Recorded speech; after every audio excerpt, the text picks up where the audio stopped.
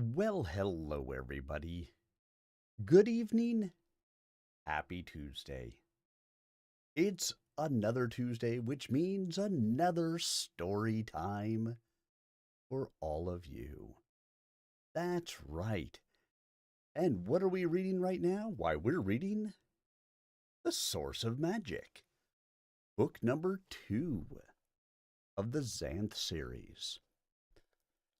So, let's talk a little bit about where we started. We've only made it through one chapter so far because, well, that's all we made it through. So, the book started out in chapter 1.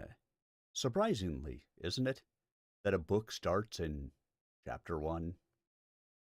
Well, in chapter 1, we find that Bink has become married. I'd like to say happily married, but Chameleon is extremely pregnant. Bink got her pregnant. Well, she was in her very beautiful, very stupid phase. And come to find out, when she got a little bit smarter, she had no desire to be pregnant at this time. Well, she's been taking it out on him ever since. So she's a little bit unhappy at the moment. And right now she's very pregnant and at her very smart phase, which in her very smart phase, she's also, more acerbic. Let's call it acerbic. How's that? $1 million word for today, acerbic. Um, and not so nice to Bink. Well, Bink had to leave to go to a costume party at the King's Palace, Castle Rugna. They live right on the palace grounds, so not like he had to go far. But um, started out with basically a journey through a maze. As a part of the journey through the maze, they were supposed to guess who people were that they encountered, because the costumes were put together by Queen Irene. Queen Irene, of course, or Queen Iris, uh, the queen, who, of course, is the sorceress of illusion. So her illusions are total body. Um, and so they have to try to guess who they are. Well, he runs into a zombie. He runs from the zombie. He runs into a sword that attacks him. It's a real sword, not a fake sword, as he's going through this maze. He fights it off. He gets it stuck in a glue bark tree. It's stuck to the glue bark. Um, then he runs into a needle cactus, which turns out to be Chester the Centaur, who is now a friend of his.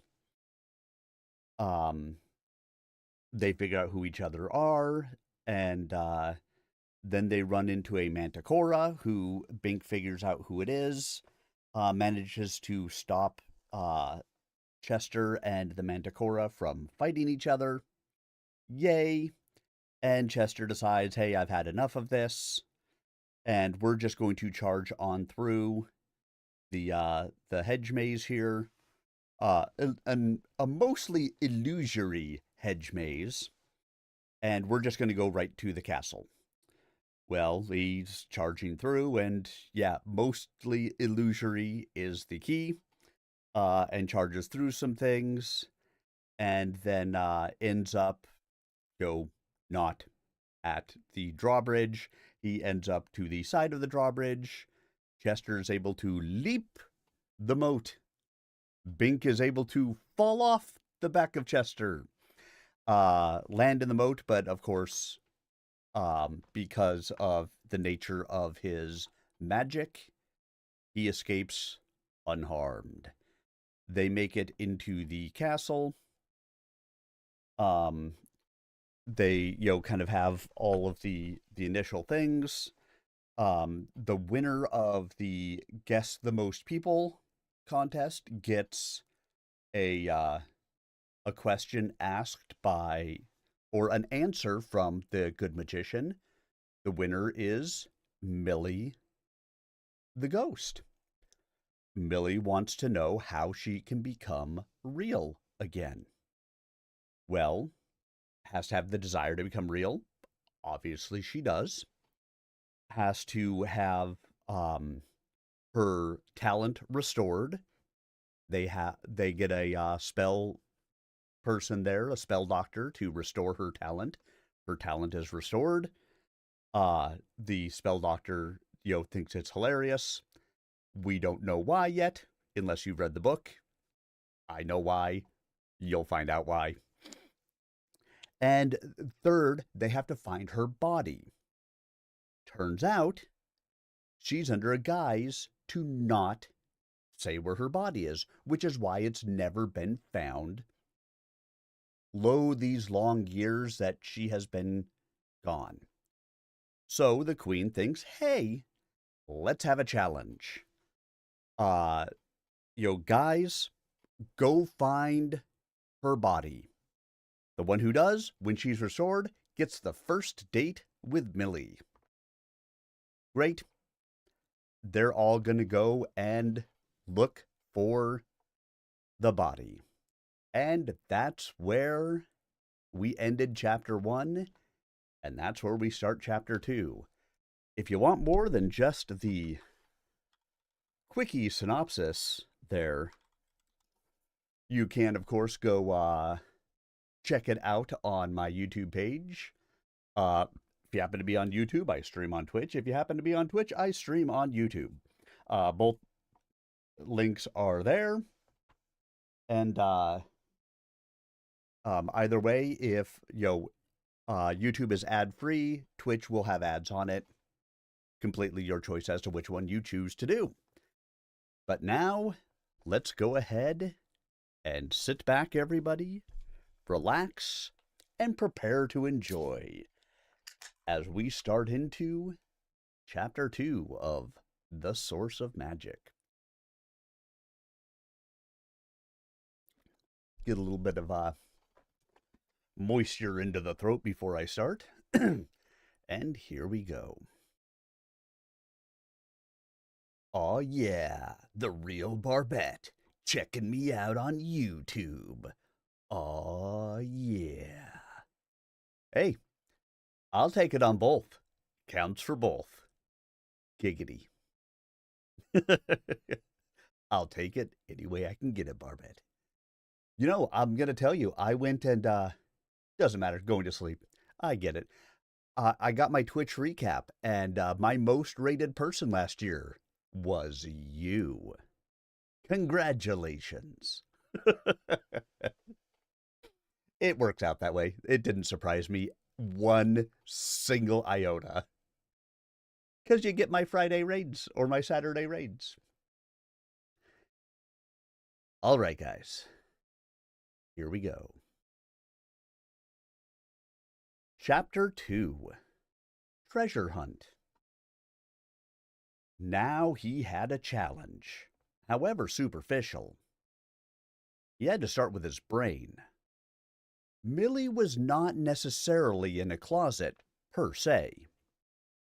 Her bones had to be somewhere in the Palace Demesne, because her ghost was here.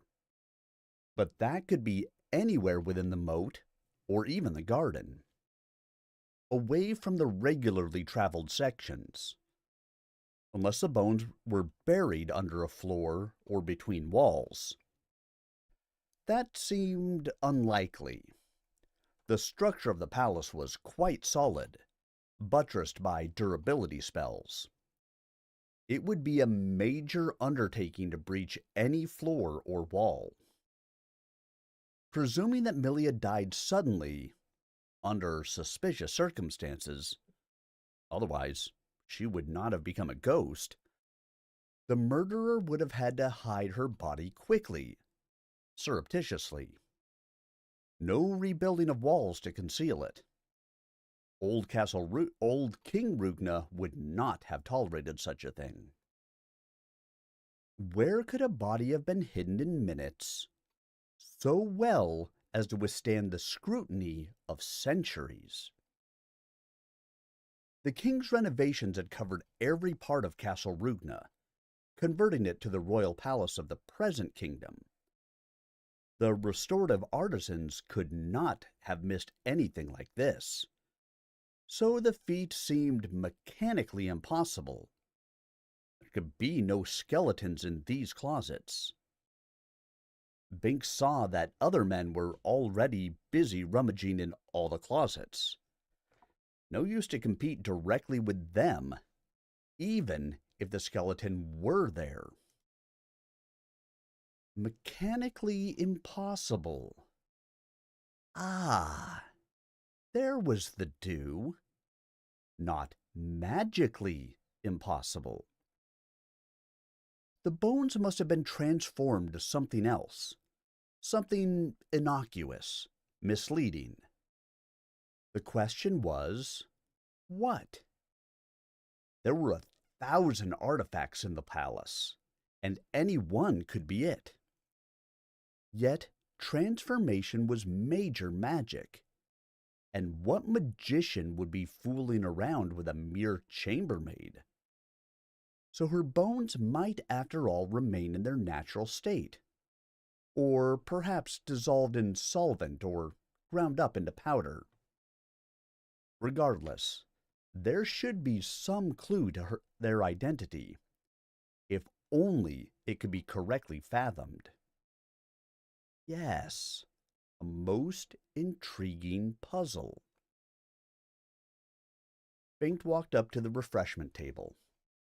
There were tarts and donuts and cookies and cakes and pies and assorted beverages. Chester was busy stuffing himself. Bink circled the table, searching for something interesting. As he neared the anniversary cake, the pickle puss hissed at him warningly. It was cat-bodied, with a snout that was green and prickly like a pickle, and its eyes were moist with brine. For a moment, he was tempted to advance on it, to try his magic against its magic. He could not be harmed by magic, yet surely the feline would try to pickle him. What would happen? No, he was not a juvenile daredevil compelled to prove himself by foolish exploits. Why force his talent to labor unnecessarily? He spotted a smiling face cookie and picked it up. As he brought it to his mouth, the smile became an O of horror. Bink hesitated, knowing this was merely another of the Queen's illusions, but loathed to bite it anyway. The cookie screwed its face in anticipation of the awful end. Then, when the bite did not come, slowly reopened one icing dab eye. "Here, puss, you take it," Bink said, extending the cookie to the leashed creature. There was a faint zup, and the cookie was pickled. One of its eyes opened, the other closed. Now it reeked of brine. He set it down on the floor, and the pickle puss slunk forward and took the pickle cookie in its mouth. Bink no longer felt hungry. "Your spell is ailing," said a woman beside him. It was the old spell doctor, enjoying her unexpected participation in the proceedings. The party was theoretically open to all, but few garden variety citizens had the nerve to attend. "But it is too potent to fix. Are you a magician?" "No." Just a strongly talented non-entity, Bink said, wishing that were as facetious as it was intended to sound. She concentrated. No, I am mistaken. Your spell is not sick, just balked. I think it suffers from lack of exercise. Have you used it in the last year? Some, Bink said, thinking of his recent escape from the moat monsters. Not much.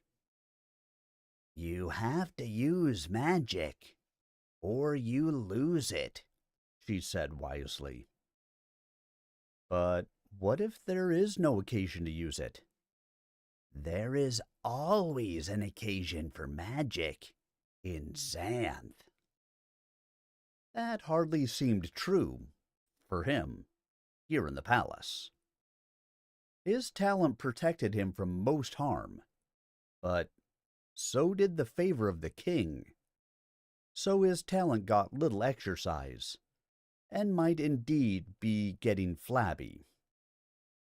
His fight with the animated sword had been the first real occasion for his talent to manifest in some time, and he had sought to avoid invoking his magic there.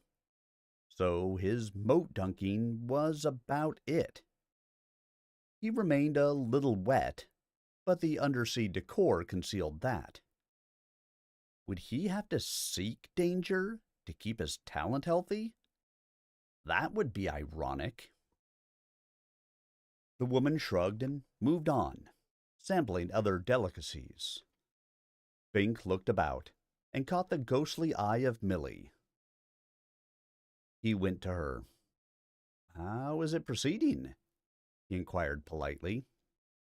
At close range, the ghost was audible. Perhaps the movement of her white lips helped. It is so exciting, she exclaimed faintly. To be whole again. Are you sure being mortal is worth it? He asked. Sometimes, when a person achieves his dream, it sours. Was he really addressing her or himself? She gazed at him with sympathy. He could see the other guests milling about beyond her, for she was translucent. Milling through Millie. It was slightly hard to focus on her, yet she was beautiful in a special way. Not merely her face and figure, but her sheer niceness and concern for others.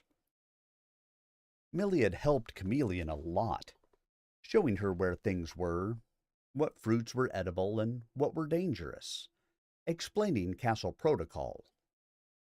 It was Millie who had inadvertently shown Bink himself another facet of the magician Trent, back when Bink had believed the man to be evil.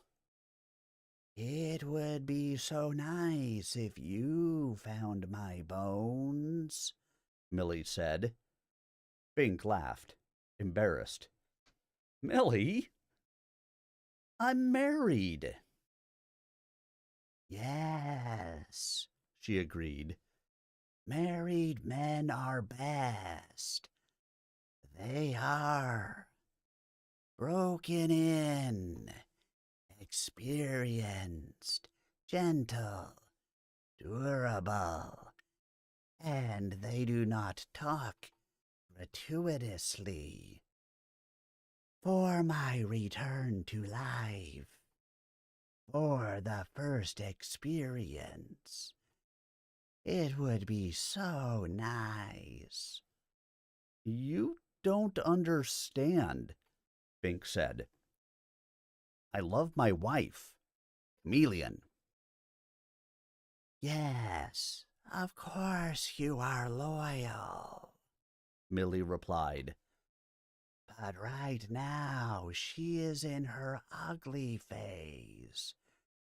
and in her 9th month with child. And her tongue is as sharp as the manticora's stinger.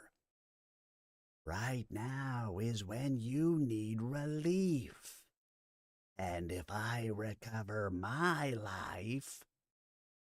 Please, no more, Bink exclaimed. The ghost was striking right on target.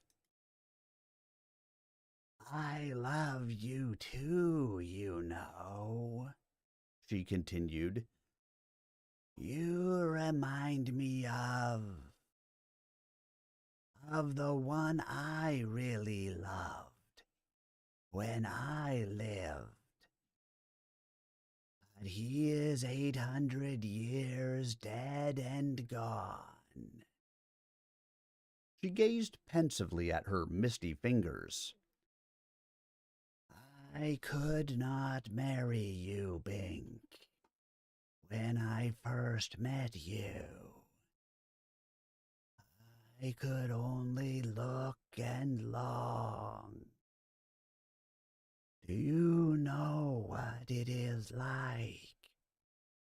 Seeing everything and never participating.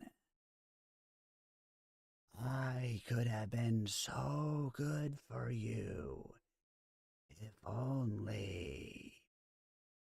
She broke down, hiding her face, her whole head hazing before his eyes. Bink was embarrassed and touched. I'm sorry, Millie. I didn't know. He put his hand on her shaking shoulder, but of course passed right through it. It never occurred to me that your life could be restored. If I had... Yes, of course, she sobbed. But you will be a very pretty girl. I'm sure there are many other young men who... True, true, she agreed, shaking harder. Now her whole body was fogging out. The other guests were beginning to stare. This was about to get awkward. If there is anything I can do, Bink said. Millie brightened instantly, and her image sharpened correspondingly. Find my bones. Fortunately, that was not easily accomplished. I'll look, Bink agreed, but I have no better chance than anyone else. Yes, you do. You know how to do it. If only you put your marvelous mind to it. I can't tell you where they are. But if you really try... She looked at him with ardent urgency. It's been so many centuries. Promise me you'll try. But what would Chameleon think if... Millie put her face in her hands. The stares of the other guests hardened as the ghost's outlines softened. All right, I'll try, Bink promised. Why hadn't his talent protected him from this? But he knew the answer. His magic protected him from physical, magical harm. Millie was magical, but not physical. And what she intended for him, when she became physical, would not ordinarily be construed as harm. His talent had never concerned itself with emotional complications. Bink would have to solve this triangle by himself. The ghost smiled. "Don't be long," she said, and drifted off, her feet not touching the floor. Bink spotted Crombie and joined him. "I begin to comprehend your view," he said. "Yes, I notice her working you over," Crombie agreed. "She's had her secret eye on you for some time. A man hardly has a chance when one of those vixens starts in on him." "She believes I can locate her bones first. And now I have to try. Really try. Not just dawdle." "Child's play," Crombie remarked. "They're that way." He closed his eyes and pointed upward at an angle. "I didn't ask for your help," Bink snapped. "Oops, sorry. Forget where I pointed." "I can't. Now we'll have to look there. And sure as hell, her bones will be there. Millie must have known I'd consult you. Maybe that's her talent, knowing things ahead of time."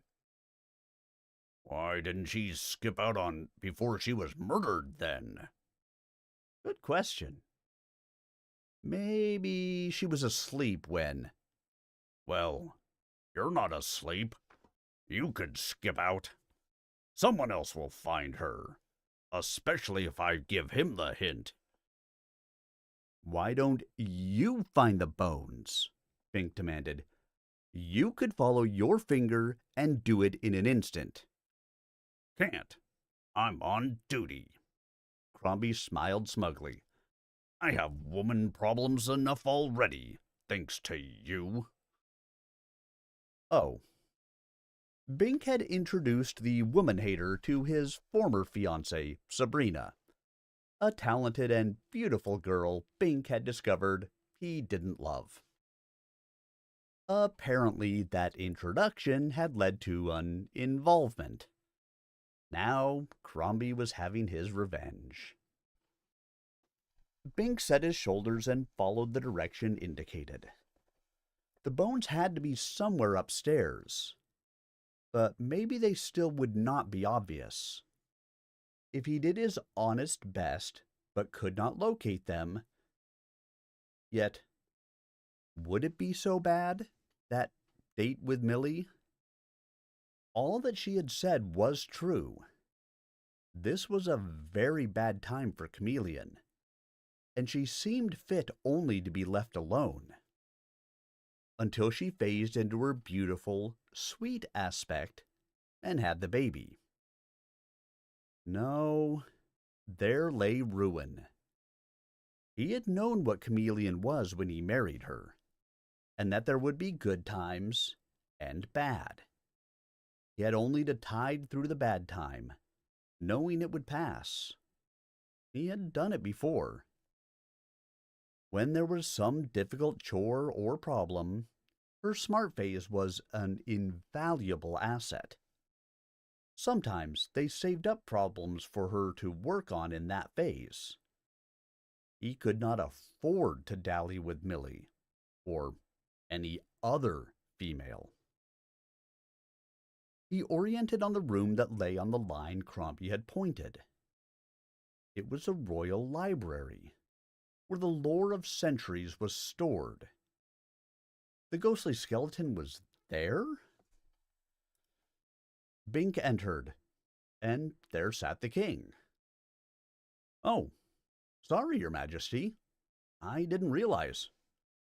"Come in, Bink," King Trent said, fashioning a warm smile. He looked every bit the monarch, even when half slumped over the table, as now. "I was meditating on a personal problem, and perhaps you have been sent to provide the answer." I lack the answer to my own dilemma, Bink said, somewhat diffidently. I am ill-equipped to comment on yours. Your problem? Chameleon is difficult, and I am restless. And someone is trying to kill me, and Millie the ghost wishes to make love to me. King Trent laughed, then stopped. Suddenly, I perceived that was not a joke, he said. Chameleon will improve, and your restlessness should abate. But the others, who seeks your life? I assure you there is no royal sanction for that. Bink described the episode with the sword. Now the king was thoughtful. You and I know that only a magician could actually harm you by such means, Bink. And there are only 3 people of that class in Xanth, none of whom wishes you ill, and none of whom possesses the talent of animating swords. So, you are not really in danger. But I agree, this could be very annoying. I shall investigate. Since you made the sword captive, we should be able to trace down the root of its imperative. If someone has co-opted one of the weapons of my arsenal... I think that is where it came from, Bink said. But Chester Centaur spotted it and took it. Oh. Well, let's let that aspect drop then.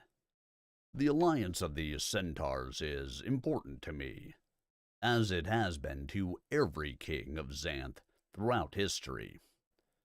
Chester can keep the sword, though I believe we shall turn off its self-motivating property. But it occurs to me that there is a certain similarity here to your own magic. Whatever opposes you is hidden, using other magic than its own to attack you. The sword is not your enemy. It was merely the instrument of the hostile power. Magic like my own, Bink repeated. I suppose that could be. It would not be identical, since magic never repeats in Xanth, but similar. He looked at the king, alarmed. That means I can expect trouble anywhere, from anything, all seeming coincidental. From a zombie, or a sword, or most monsters, or a ghost. The king agreed. There may be a pattern here. He paused, considering. Yet, how could a ghost... She is to be restored, once I find her skeleton, and that may be in this room. What bothers me most is that I find myself tempted. Millie is a very fetching figure of a slip of a woman, King Trent said. I can well understand the temptation. I suffer temptation myself. That is the subject of my present meditation. Surely the queen can fulfill any, temptation, Bink said cautiously, unwilling to betray how freely palace speculation had dwelt on this very subject. The king's private life should be private. She can make herself resemble any. Precisely. I have not touched the queen, or any other woman, since my wife died. To King Trent, the word wife meant only the woman he had married in Mundania. Yet, there is pressure on me to provide an heir to the throne of Xanth, by birth or adoption, in case there should be no suitable magician available when the time comes. I sincerely hope there is a magician. I feel obliged to make the attempt, nevertheless, since this was one of the implied stipulations I agreed to when assuming the crown. Ethically, this must involve the Queen. So I shall do it, though I do not love her, and never shall. The question is, what form shall I have her assume for the occasion? This was a more personal problem than Bink felt prepared to cope with. Any form that pleases you, I should think. One big advantage the Queen had was the ability to assume a new form instantly. If Chameleon had been able to do that. But I do not wish to be pleased. I want to accomplish only what is necessary. Why not combine them? Let the Queen assume her most provocative illusion form, or transform her to it yourself. When there is an heir, change her back. There is no wrong in enjoying your duty, is there? The Queen shook his head. Ordinarily, this would be true. But mine is a special case. I am not sure I would be potent with a beautiful woman, or any woman, other than one who closely resembled my wife. Then let the Queen resemble your wife, Bink said without thinking. My concern is that this would degrade the memory I cherish. Oh, I see. You mean if she was too much like your wife, she might seem to replace her, and...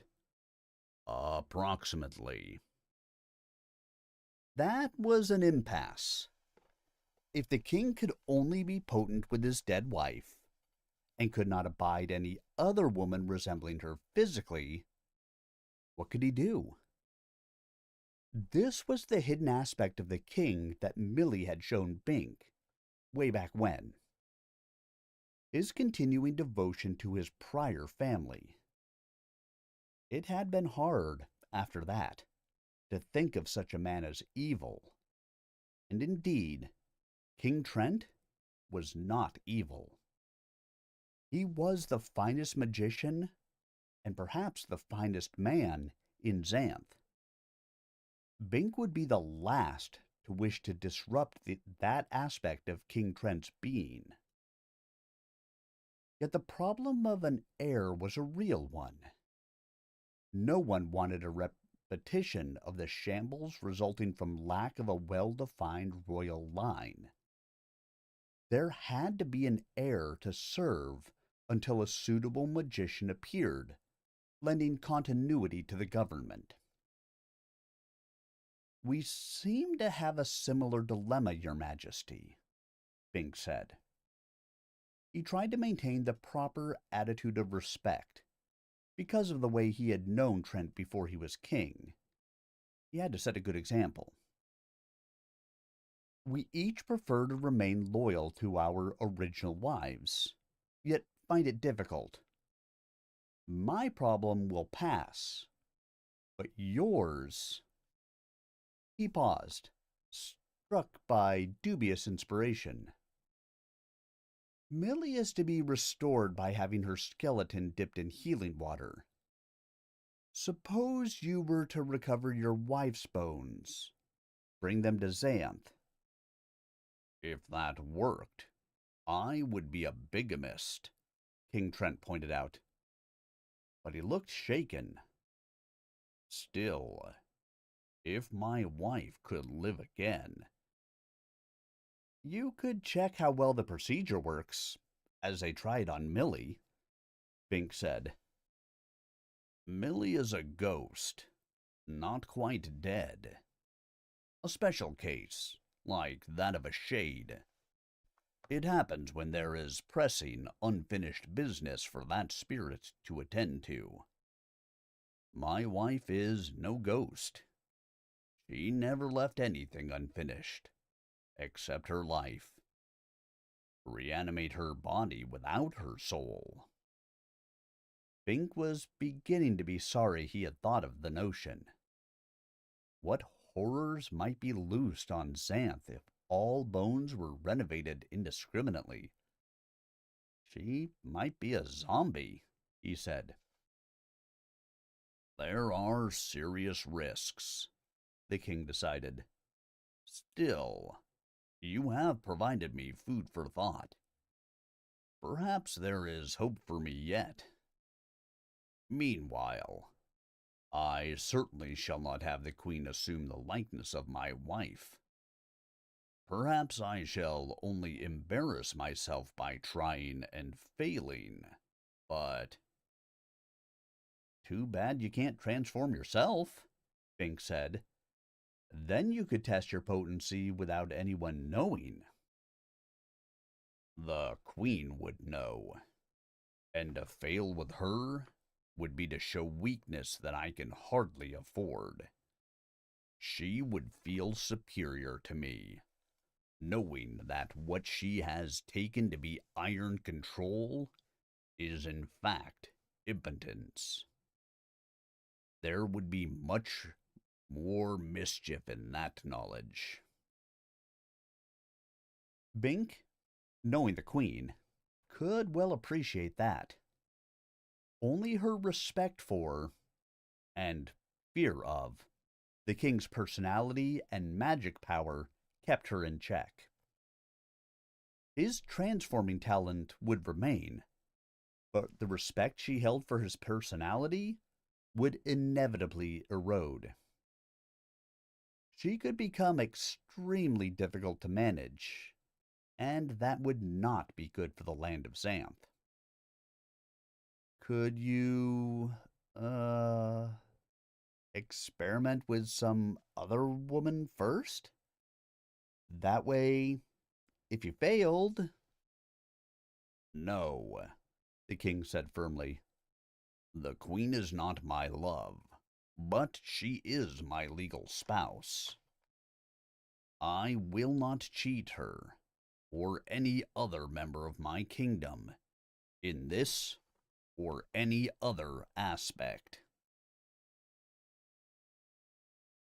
And there was the essence of his nobility. Yet the queen might cheat him if she saw her opportunity and knew him to be impotent. Bink didn't like that notion. He had seen King Trent's reign as the onset of a golden age. How fraught it was with liabilities from this vantage. Then Bink had another inspiration. Your memory of your wife. It isn't just your memory of her you are preserving. It is your memory of yourself. Yourself when you were happy.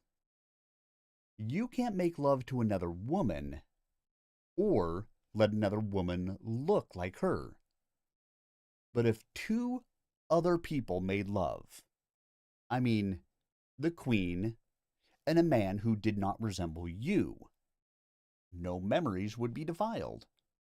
So if the queen changed your appearance...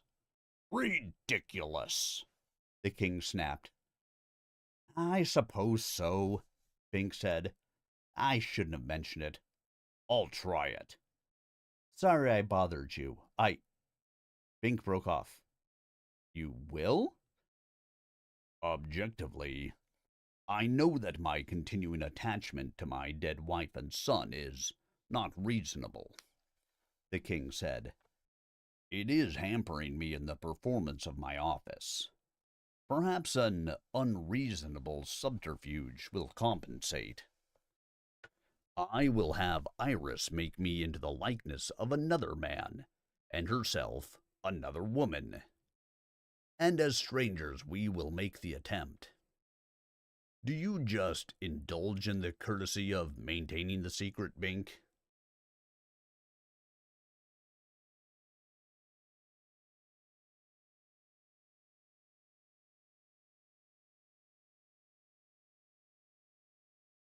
Yes, of course.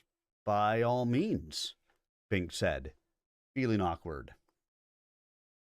He would have preferred to have the king devoid of human fallibilities, while paradoxically respecting him for those weaknesses. But he knew this was a side of the king no other person saw.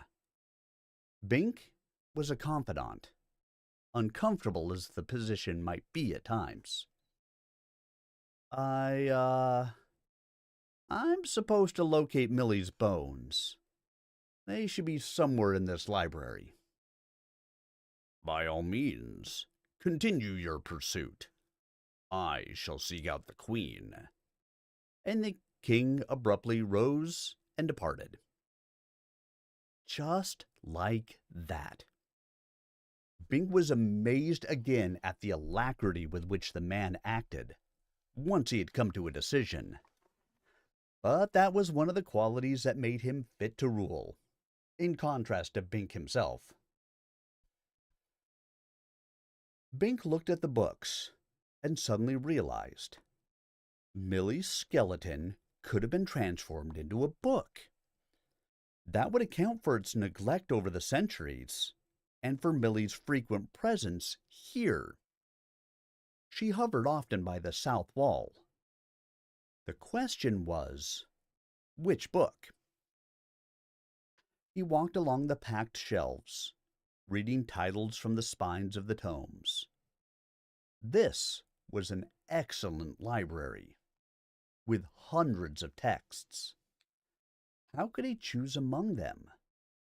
And if he found the proper one, somehow, how could it be restored? It would have to be transformed first back into the skeleton, and that was magician-class magic. He kept running into this. Too much magic was involved here. No inanimate transformer was alive today, as far as he knew, so Millie's quest looked hopeless after all. Yet why, then, had the good magician told her to use mere healing elixir? It made no sense.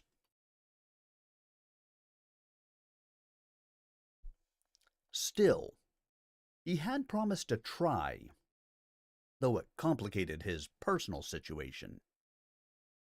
First, he had to find the book. Then, he could worry about the next step.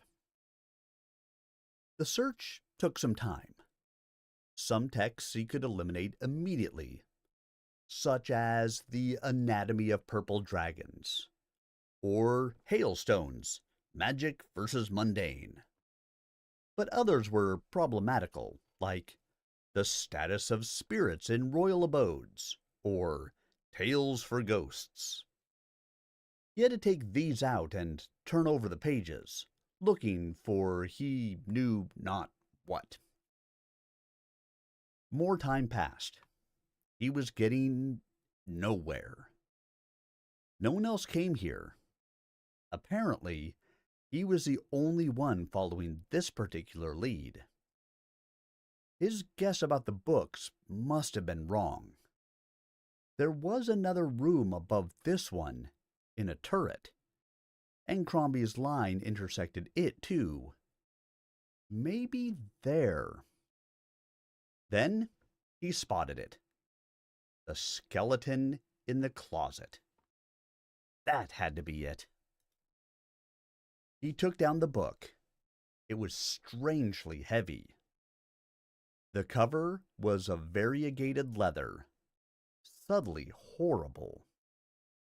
He opened it, and a strange, unpleasant odor wafted up, as of the flesh of a zombie too long in the sun. There was no print on the first page, only a melange of color and wash suggestive of the remains of a flattened bug. Quickly, he closed the book. He no longer had any doubt. The bucket of elixir was downstairs in the ballroom. Bink clasped the book in both arms. It was too heavy to hold in one arm for any length of time, and started down. He met another zombie, or perhaps the same one as before. It was hard to tell them apart. It was coming up the stairs.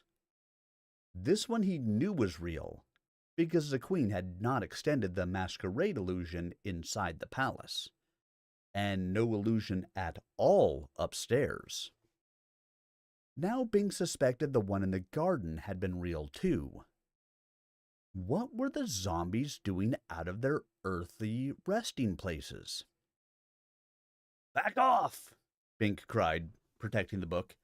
"Get out of the palace! Return to your grave!" He advanced menacingly on the zombie, and it retreated. A healthy man could readily dismember a zombie, if he cared to make the attempt. The zombie stumbled on the stair and fell, toppling with grisly abandon down the flight. Bits of bone and goo were scattered on the steps, and dark fluid soaked into the fine old wood. The smell was such as to make Bink's stomach struggle for sudden relief, and his eyes smarted. Zombies did not have much cohesion. Bink followed it down, pursing his lips with distaste. A number of zombies were associated with Castle Rugna, and they had been instrumental in making it the palace of the king. But now, they were supposed to lie safely in their graves. What ghastly urgency brought them into the party? Well, he would notify the king in due course. First, he had to see to Millie's skeleton. He entered the ballroom and found that the subaquatic motif was gone. The normal pillars and walls had returned. Had the queen lost interest in her decorations? "I've got it!" he cried, and the guests collected immediately. "What happened to the water?" "The queen left suddenly, and her illusion stopped," Chester said, wiping crumbs of green cake from his face. It seemed refreshments had been real enough, anyway. "Here, let me help you with that book." The centaur reached down with one hand and took it easily from Bink's tiring grasp. Oh, for the power of a centaur. "I meant the healing water, the elixir," Bink said. He knew what had happened to the queen, now that he thought about it. The king had summoned her. "Right here," Crombie said, bringing it out from under a table. "Didn't want crumbs to fall in it." The bucket was now on the floor beside the anniversary cake. "That doesn't look like a skeleton," the Manticora said. "Transformed. Or something." Bink explained. He opened the book while Chester supported it. There was a general murmur of awe. Some magic. The spell doctor peered at it. "That's not a transformation. That's topological magic. I've never seen such an extreme case before." Neither had the others. "What is topological magic?" Crombie asked. "Changing the form without changing it," she said. "Old crone, you're talking nonsense," Crombie said, with his customary diplomacy around the sex. I'm talking magic, young squirt, she retorted. Take an object, stretch it out, squish it flat, fold it. You have changed its shape, but not its nature. It remains topologically similar. This book is a person. With the spirit squished out, Bink said. Where's Millie? The ghost appeared, silent. She remained under the guise, unable to comment on her body. What a terrible fate she had suffered all these centuries, flattened and folded into a book, and prevented from telling anyone, until the Queen's charade contest had coincidentally opened the way. Coincidentally? Bink suspected his talent was at work. Should the Queen supervise the restoration? The Manticora asked. The Queen is otherwise occupied and must not be disturbed, Bink said. Actually, it was the king he was protecting. We'd better proceed without her.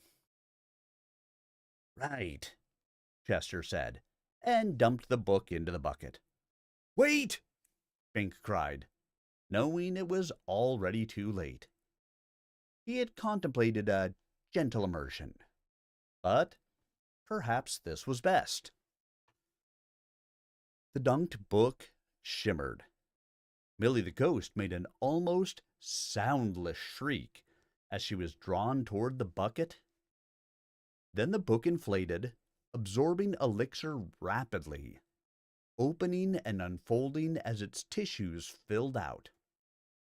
The pages became human limbs, and the heavy jacket a human head and torso, flattened horrendously, but already bulging into doll-like features. Grotesquely, it convulsed into a misshapen mannequin figure, swelling and thinning into the semblance of a woman. Millie the ghost, still trying to scream, floated into the mass, her outline merging with that of the forming body. Suddenly, the two phased completely. She stood knee-deep in the bucket, as lovely a nymph as could be desired, and in astonishing contrast to what they had just seen. I'm whole, she exclaimed in wonder. You certainly are, Chester agreed. Someone fetch her some clothing. There was a scramble. A form came forward bearing a decayed robe. It was a zombie. Women shrieked. Everyone scrambled to avoid it. Crombie charged forward scowling. You rotters can't come in here! Out! Out! The zombie retreated, backing toward the anniversary cake. Not that way! Bink cried. Again, too late. The zombie came within range of the pickle puss, who snarled. There was a zoop, and the zombie was pickled. Squirting putrid juices, it fell into the cake. The pickle puss struck again, pickling the entire cake as a zombie disappeared into it. Pickled icing flew outward explosively, splattering the guests. The pickle puss broke free of its leash and bounded onto the refreshment table, pickling everything it passed. Women screamed again.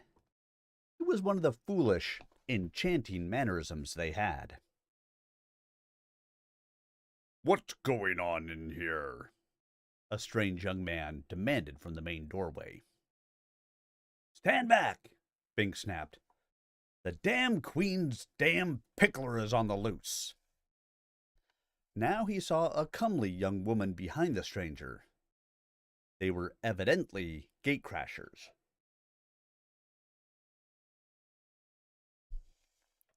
Crombie was dashing up. "I'll get those idiots out of the way," he cried, drawing his sword. The pickle puss preferred to introduce itself, and to clear its own way.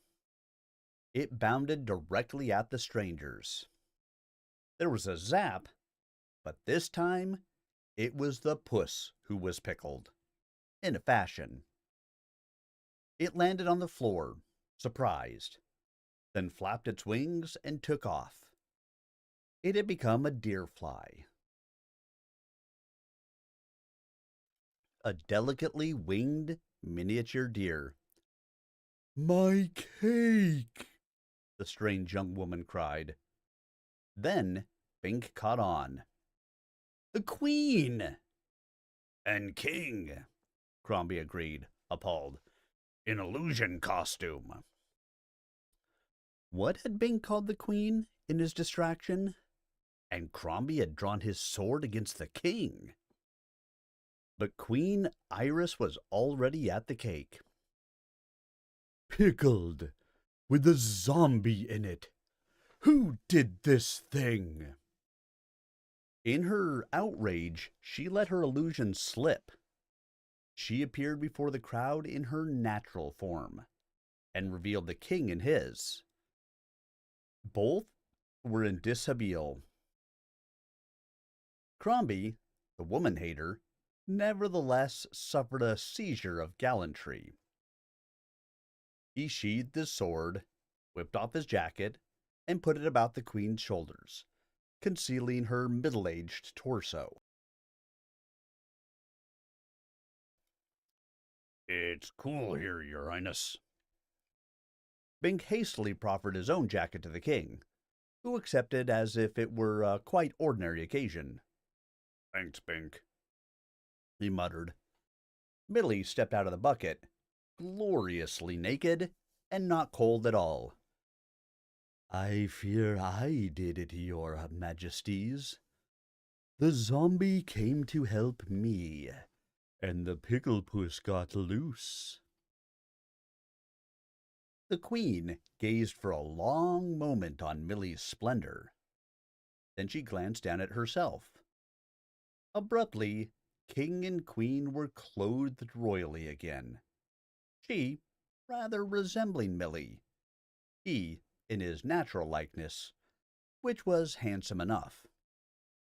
Bink knew, as did everyone present, that both were in borrowed jackets, with embarrassing portions of their anatomy uncovered. But now, there was no sign of this. And in another moment, Millie was also clothed in illusion, garbed like the chambermaid she was, yet still very pretty. Bink nodded to himself. It seemed his suggestion about the King changing his own image for lovemaking had been effective. Except that the commotion surrounding Millie's restoration had interrupted it. The Queen surveyed the ruin of the refreshments. Then she glanced obliquely at the King. She decided to be gracious. "So it worked. You are no longer a ghost." She studied Millie again, appraisingly. "But you should be dressed for the occasion. This is not a workday for you." And Millie appeared in a fetching evening gown, classy slippers, and a sparkling tiara. "Who found your skeleton?" Millie smiled radiantly. "Bink rescued me." The Queen looked at Bink. "Your nose seems to be everything," she murmured. Then more loudly, "Bink gets the prize. The first date with—" She broke off, as well she might. Behind her, the pickled zombie had risen out of the cake. Even pickling could not kill a zombie. They were half pickled by nature. Clots of briny flesh dropped along with the pickled cake. One amorphous glob had dropped on the Queen's shoulder, passing right through the illusion dress and lodging who knew where. This was the cause of the interruption in her speech. Furious, the queen whirled on the zombie. "Get out of the palace, you hunk of decay!" She took a look at the king. "Trent, transform this monster! It ruined my cake!" But King Trent was thoughtful. I think the zombie will depart of its own volition, Iris. Procure another date for Millie. I have need of Bink's services in another capacity. But your majesty, Millie protested. Make the substitute look like Bink, the king murmured to the queen. Bink, come to the library. In the library, King Trent spoke his mind. Here in Xanth, we have a hierarchy of magic. As the most powerful magician, I am king, and the most powerful sorceress is my consort. The good magician Humphrey is our eldest statesman. But you, Bink, are anonymous. You have equivalent magic, but it is secret. This means you don't have the status your talent deserves. Perhaps this constitutes a threat to your welfare. But there is no danger. Not true, Bink. Whoever sent that sword constitutes a threat to you, though probably not a great one. However, your talent is powerful, not smart. It protects you from hostile magic, but has a problem with intangible menaces. As you know, your situation at home is not ideal at the moment, and Bink nodded. But as we both know, that will pass, your majesty. Agreed. But your talent is not so rational, perhaps. So it procured for you what it deemed to be a better woman. And I fault its ethics, not its taste. Then balked when you realized the mischief this would cause. So it stopped you from having your date with Millie. The reanimation of the zombie was part of this. Probably the zombie was supposed to help you locate the skeleton. But then it had to reverse its initiative. There is no knowing what mischief might have resulted if Millie and the Queen had insisted on completing your date. But we do know the havoc wouldn't have seemed to be coincidental, because that is the way your talent operates. We might have had the whole palace collapse on our heads, or some unfortunate accident might have rendered Millie into a ghost again. No! Bink cried, horrified. I know you would not wish that on so nice a creature. Neither would I. This is the reason I interceded. We must simply accept the fact that you cannot date Millie, though your talent brought her back to life. I believe I have solved that problem for the nonce. It is obvious that Millie's talent is sex appeal. That accounts for her original untimely demise in ghost-generating circumstances. She shall not lack for male company, other than yours. Sex appeal, Bink exclaimed. That was why the spell doctor was so amused. She knew what sort of trouble there would be when she restored the spell. And that's why I was so tempted by her offer, despite... Precisely.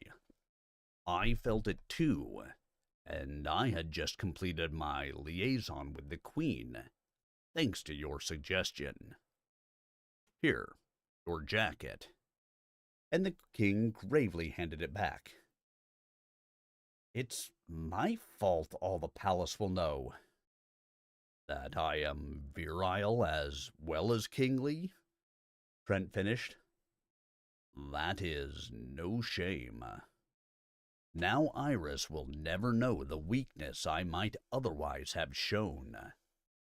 Obviously, at such a moment, I should not have felt any attraction to another woman.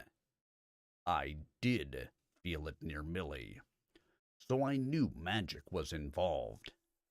But you, with a difficult home situation, and Millie's evident desire for you, Bink, I think we need to get you out of this region for the duration.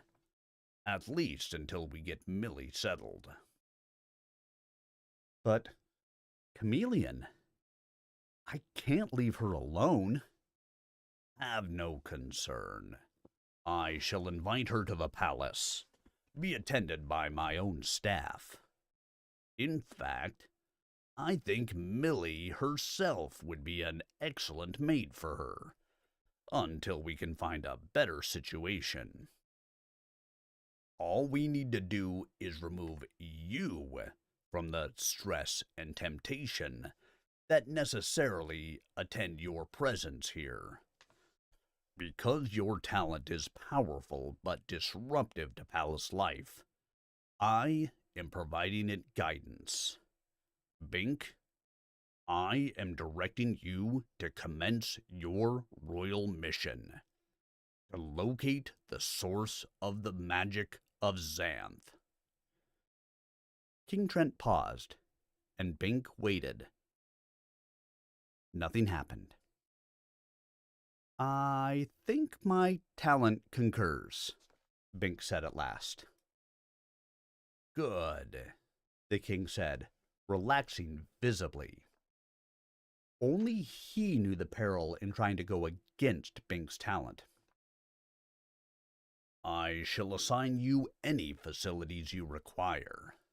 Someone to protect you, since you may have to intrude on hazardous territory and face unmagical threats, and someone to guide you. He snapped his fingers. Chester the Centaur.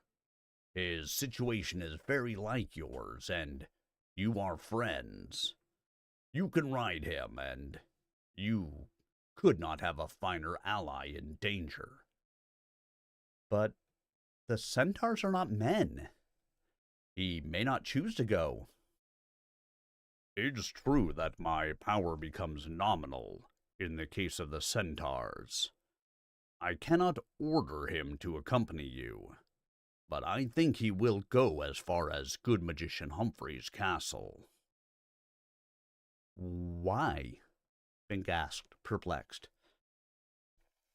Because only Humphrey can tell him what his magic talent may be. The king certainly kept up on things. But that answer could cost him a year's service. The king shrugged. No harm in talking with Humphrey, though. Chester may go along with you, just to keep you company. And incidentally, chat with the good magician while you are there. Slowly, Bink smiled. And Cherie Centaur would never need to know. You might discuss that aspect with Chester, at any rate. The king pondered momentarily. And Crombie, he can point the way for you. I don't think Crombie could keep up with Chester, Bink said. No man can match a centaur's steady speed over ground. And Chester would not want to carry two people. Easily solved. I shall transform Crombie into a form that can keep up. A dragon. That would frighten people and attract attention. So it would. Very well. A griffin. There are a few tame ones, so people would not be too curious. That would deprive him of speech, but give him the power of flight. A fair exchange. And there is hardly a better fighting animal than a griffin, weight for weight. With a centaur and a griffin accompanying you, there should be no mundane threat you need fear. He paused again. Even so, I think you had better consult Humphrey for specific advice. There might be more here than we have bargained on. Bink found himself filling with excitement. Adventure again. Your Majesty, I'll find the source of magic for you. When can I start? Tomorrow morning, King Trent said, smiling. Now go home and tell your wife about your preemptive mission. But don't mention Millie, the ex-ghost. I won't, Bink agreed, smiling too. About to go, he thought of something else. Do you know there is a magic mole hanging around the grounds? The king accepted his communication gracefully. I had not been made aware of that. I have no objection, so long as it does not disturb the zombie graves. Then he did a double take. That zombie. There was another in the gardens, where the pile of dirt was. Maybe the same one. I will institute an investigation in due course. He fixed Bink with a tolerant stare. Any other important intelligence to impart? No, Bink said, abruptly embarrassed. What was he doing, telling the king of such a minor matter? He had lost all sense of proportion. And that, my friends, is the end of Chapter 2. So we will pause for a moment before we start Chapter 3. And hello, Gavin Strain. I waved an emoji, but I will formally say hello.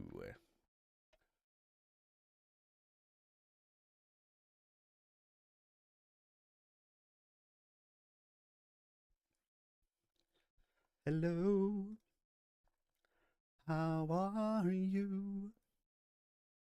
Have you been all right? Through all these lonely, lonely, lonely, lonely, lonely nights.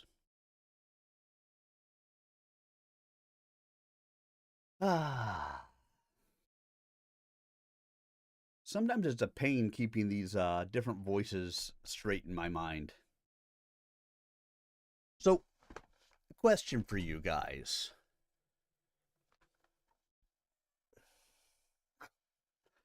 Do you guys think it's better to have voices that are drastically different or just subtly different as you're listening to the reading? Like, do they need to be much different at all or just subtly different? Would that be acceptable as you went through this? Like, do we need, vastly different deep voices?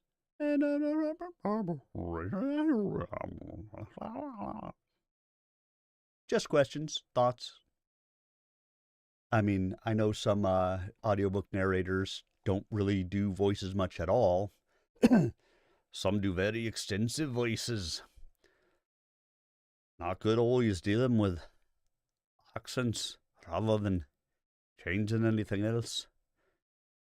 You know, Chester, he could have himself a good old Irish accent. Oh, I'm Chester Cheetah.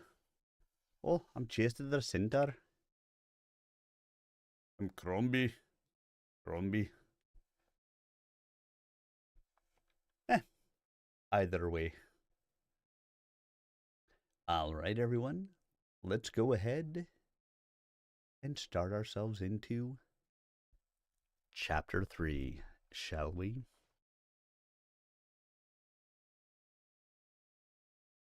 Chapter 3, Nickelpeed Chase. In the morning, they commenced the mission. 3 males with woman problems. All professed to be glad to get away from their situations and into adventure. Crombie especially liked his new form. He spread his wings frequently and took little practice flights. Indeed, the soldier had much to be pleased about. The lion's legs were powerfully muscled, and his eagle's head was handsome with penetrating eyes, and the feathers of his wings were glorious. The plumage of his neck was blue, and his back it was black, and on the front red, and the wings were white. A prettier monster could hardly be found in Xanth. But this was the wilderness, no playground. The moment they departed Castle Rugna, the hostile magic closed in. Most of the paths in this vicinity had been charmed by order of the king, so there was little danger to travelers who did not stray from them. But good magician Humphrey was never keen on company, so there was no direct path to his castle. All roads led away from it magically. That meant no safe passage. Fortunately, Crombie's talent of location could keep them going the right way. Periodically, the soldier griffin paused, closed his eyes, extended one wing or forepaw, spun about, and came to rest pointing. Crombie's directional sense was never wrong. Unfortunately, it did not take note of the inconveniences of straight-line travel. The first thing they ran into was a clump of hell's bells. The vines of the plants reared up, their bells ringing stridently. The tintinnabulation became deafening and disconcerting. "We have to get out of here," Bink cried, but knew he could not be heard above the noise. Chester had his hands to his ears, and he bucked about, kicking at individual bells. But for every one he smashed, a dozen clanged louder. Crombie spread his wings and flapped violently. Bink thought he was taking off, but instead the griffin dug all 4 clawed feet into the mast vines and hauled them violently upward. The vines stretched, and the clangor of the bells became shrill, then muted. The tension prevented them from swinging properly, so they could not ring. Bink and Chester took the opportunity to scramble out of the clump. Then Crombie let go and flew up, out of the range of the bells. They were free of the hazard, but it was a warning. They could not simply barge ahead as if treading the king's highway. They continued on, carefully skirting the tangled trees and noose loops. Now Crombie checked out often for the nearest dangers as well as for the proper direction. In some cases they had to turn aside from seemingly innocuous places, ripping through itchweeds and sliding turf, but they trusted Crombie's talent. Better itching and sliding than ignominious death. Adventure did not seem quite as exciting now that they were back in the thick of it. Or the thicket of it, Bink thought. There were many grimy little details and inconveniences that one tended to forget in the comfort of home or palace. Bink's thighs were getting sore from bouncing on the centaur's back, and he was uncomfortably sweaty. When they got hungry, Crombie pointed out a soda tree growing in a patch of sugar sand.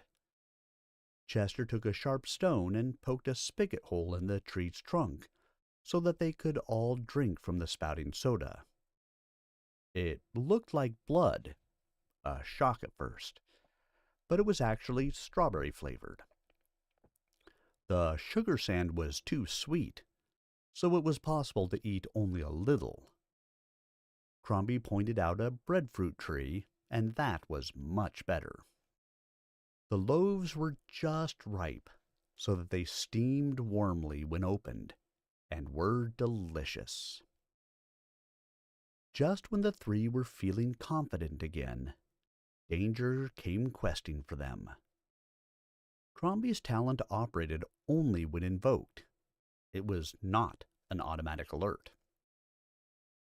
In this case, the threat was a hungry dragon of medium size, land-bound and fire-breathing, about the worst enemy in Xanth except for a large dragon.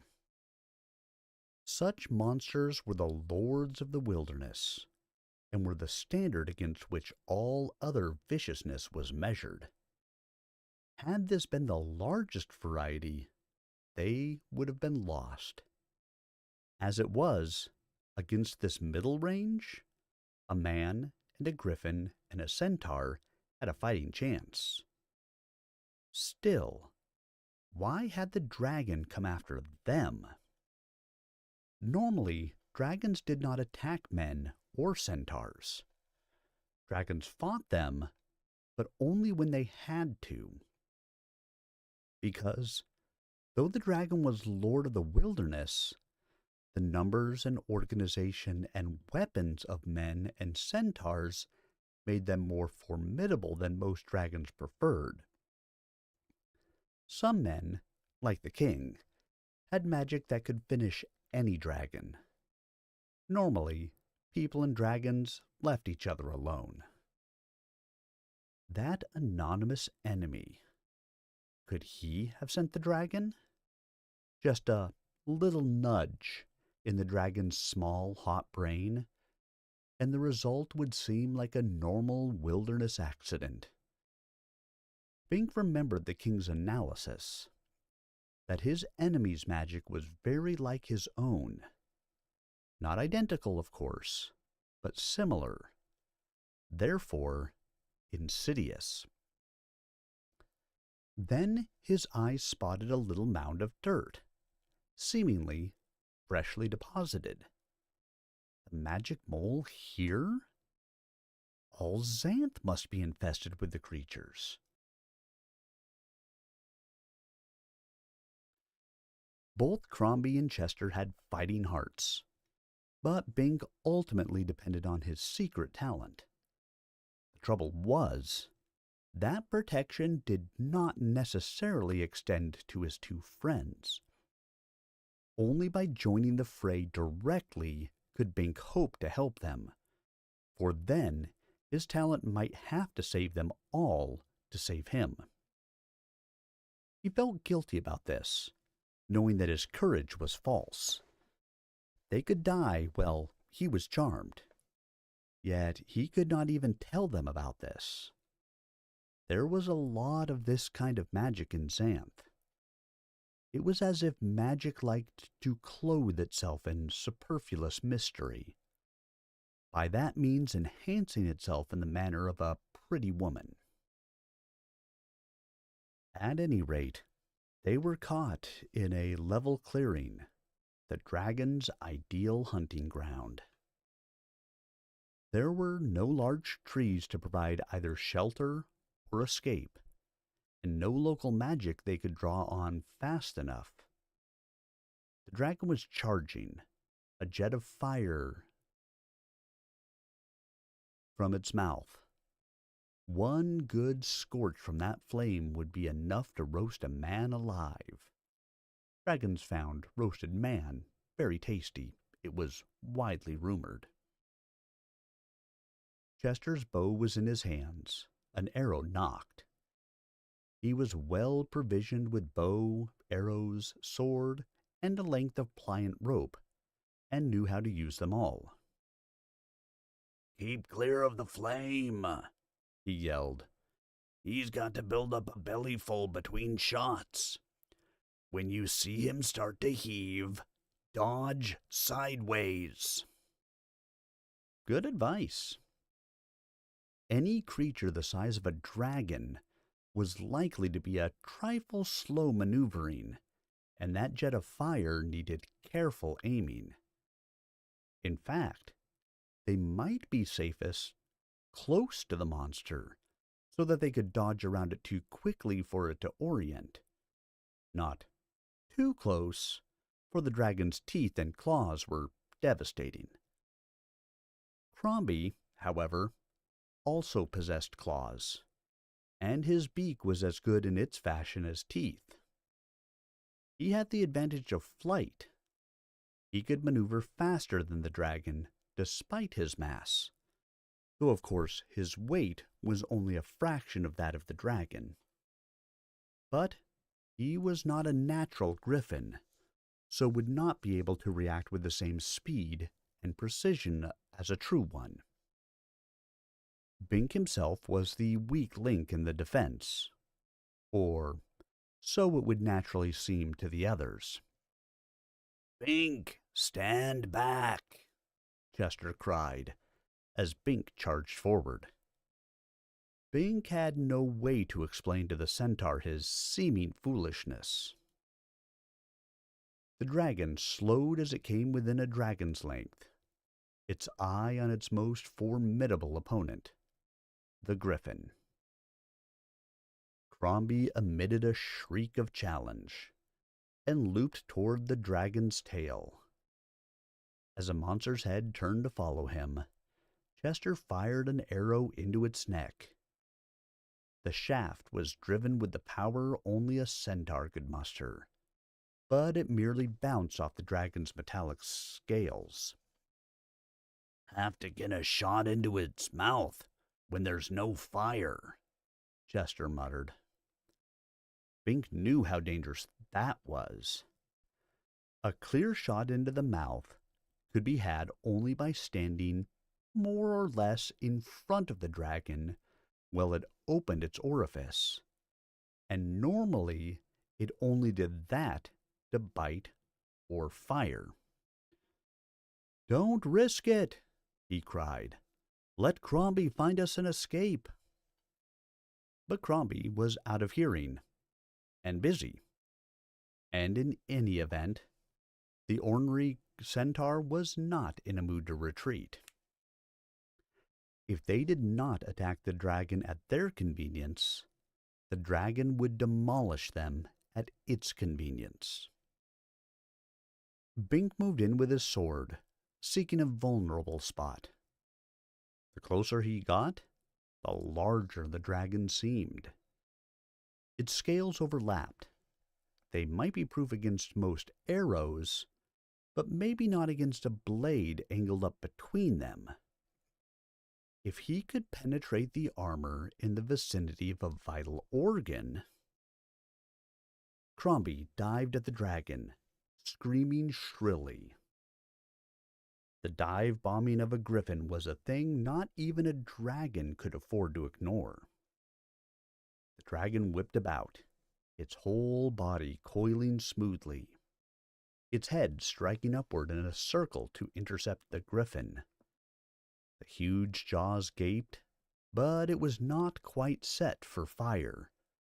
It intended to bite off a wing or head, if it could.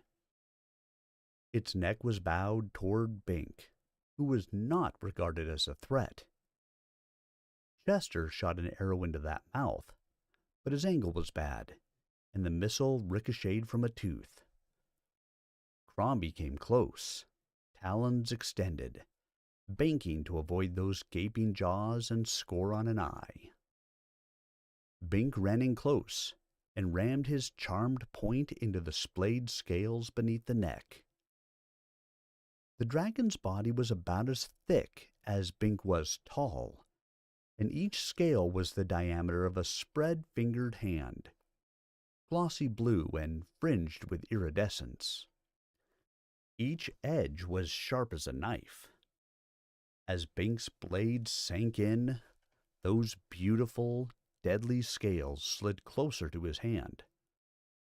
Abruptly, he realized that his hand could be sliced apart before his sword did critical damage to the monster. It was indeed a futile thing for a man to attempt to slay a dragon. Bink's thrust, however, hurt, as the prick of a thorn could hurt a man. The dragon whipped about to focus on the annoyance. Its neck bent in an S-curve to bring the snout to bear on Bink. That snout seemed twice as large from this vantage. It was the height of his waist, and coppery, with two nostril valves that hinged inward to prevent air from being expelled. The dragon breathed in through its nose and out through its mouth. Probably a snootful of flames would destroy the delicate nasal passages, so the system had to be a fail-safe. Below, the lips were burnished and lighter in color, as if alloyed with some sterner metal, able to tolerate the furnace heat of the dragon's breath. The teeth were stained scorch brown, with black soot in the crevices. The eyes were situated on the sides of the dragon's cranium, but the muzzle was channeled so that the creature could look directly forward to see where its fire struck. At the moment, those eyes were on Bink, who stood there with one hand on the hilt of his sword embedded in the lower curve of the S-bend of the neck. Dragons varied in intelligence, like all creatures, but even a stupid dragon would be quick enough to connect Bink with the injury in such a circumstance. The nostril valves closed with little pings. The mouth cracked open. Bink was about to be thoroughly scorched. He froze.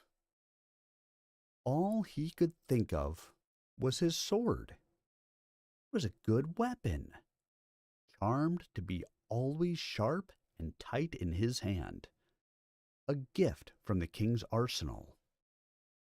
If he dodged out of the way, he would have to leave that faithful blade embedded in the dragon's neck, for there was not time to lever it loose. He did not want to lose it.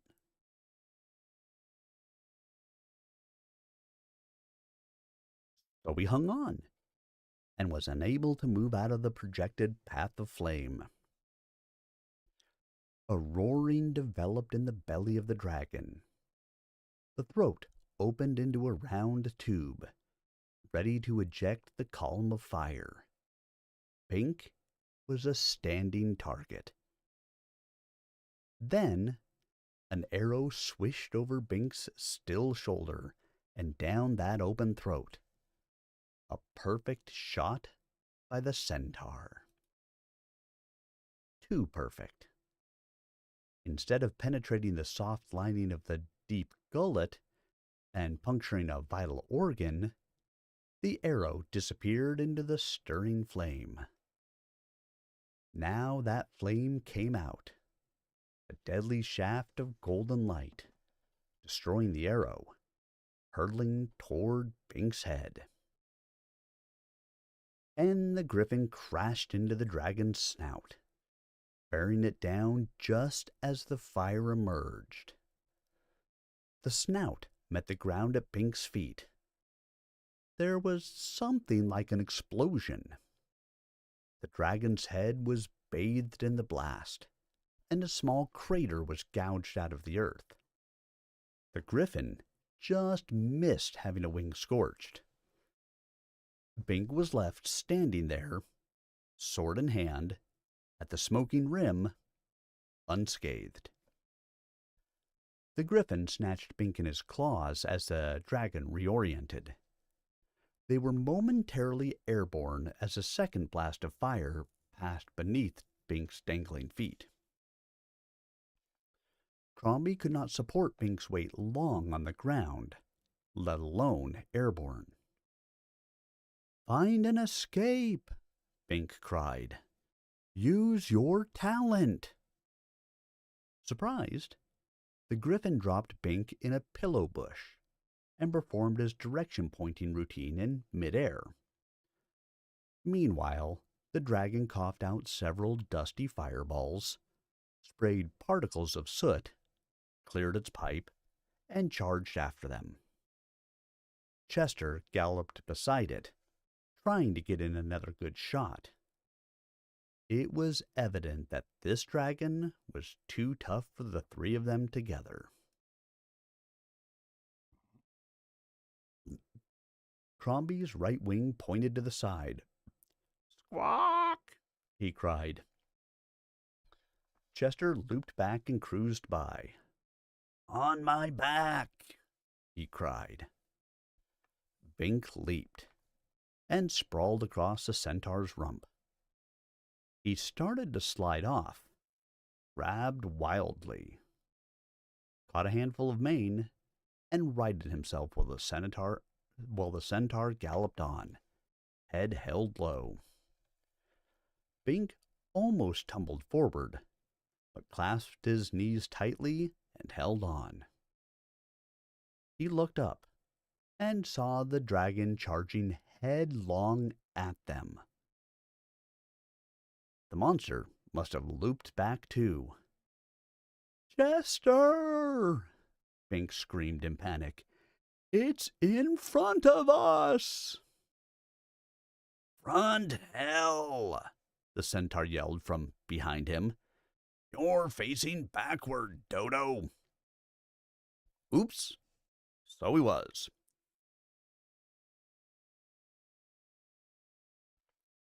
The dragon was following them, trying to catch up. Bink was holding on to Chester's handsome tail. No wonder the head had seemed low.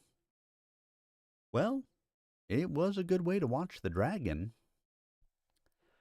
"The monster's gaining," Bink reported. "Where's Crombie pointing?" "That's where I'm going," Chester called back. "But I don't know how far it is." His evident ire was understandable. He did not like fleeing an enemy, even one so formidable as a dragon. If it weren't for Bink, the centaur would not have retreated at all. Crombie had indicated the direction, but could not know whether they would be able to reach the place of safety in time. Suppose the dragon caught them first. Bink feared his talent would have to come into operation again. "That was the bravest thing I ever saw in a man," Chester called. Obviously, he felt centaurs had elevated standards of bravery. "You stood right in front of the dragon's mouth, attracting his attention. And you kept absolutely still so I could get a clear shot around you.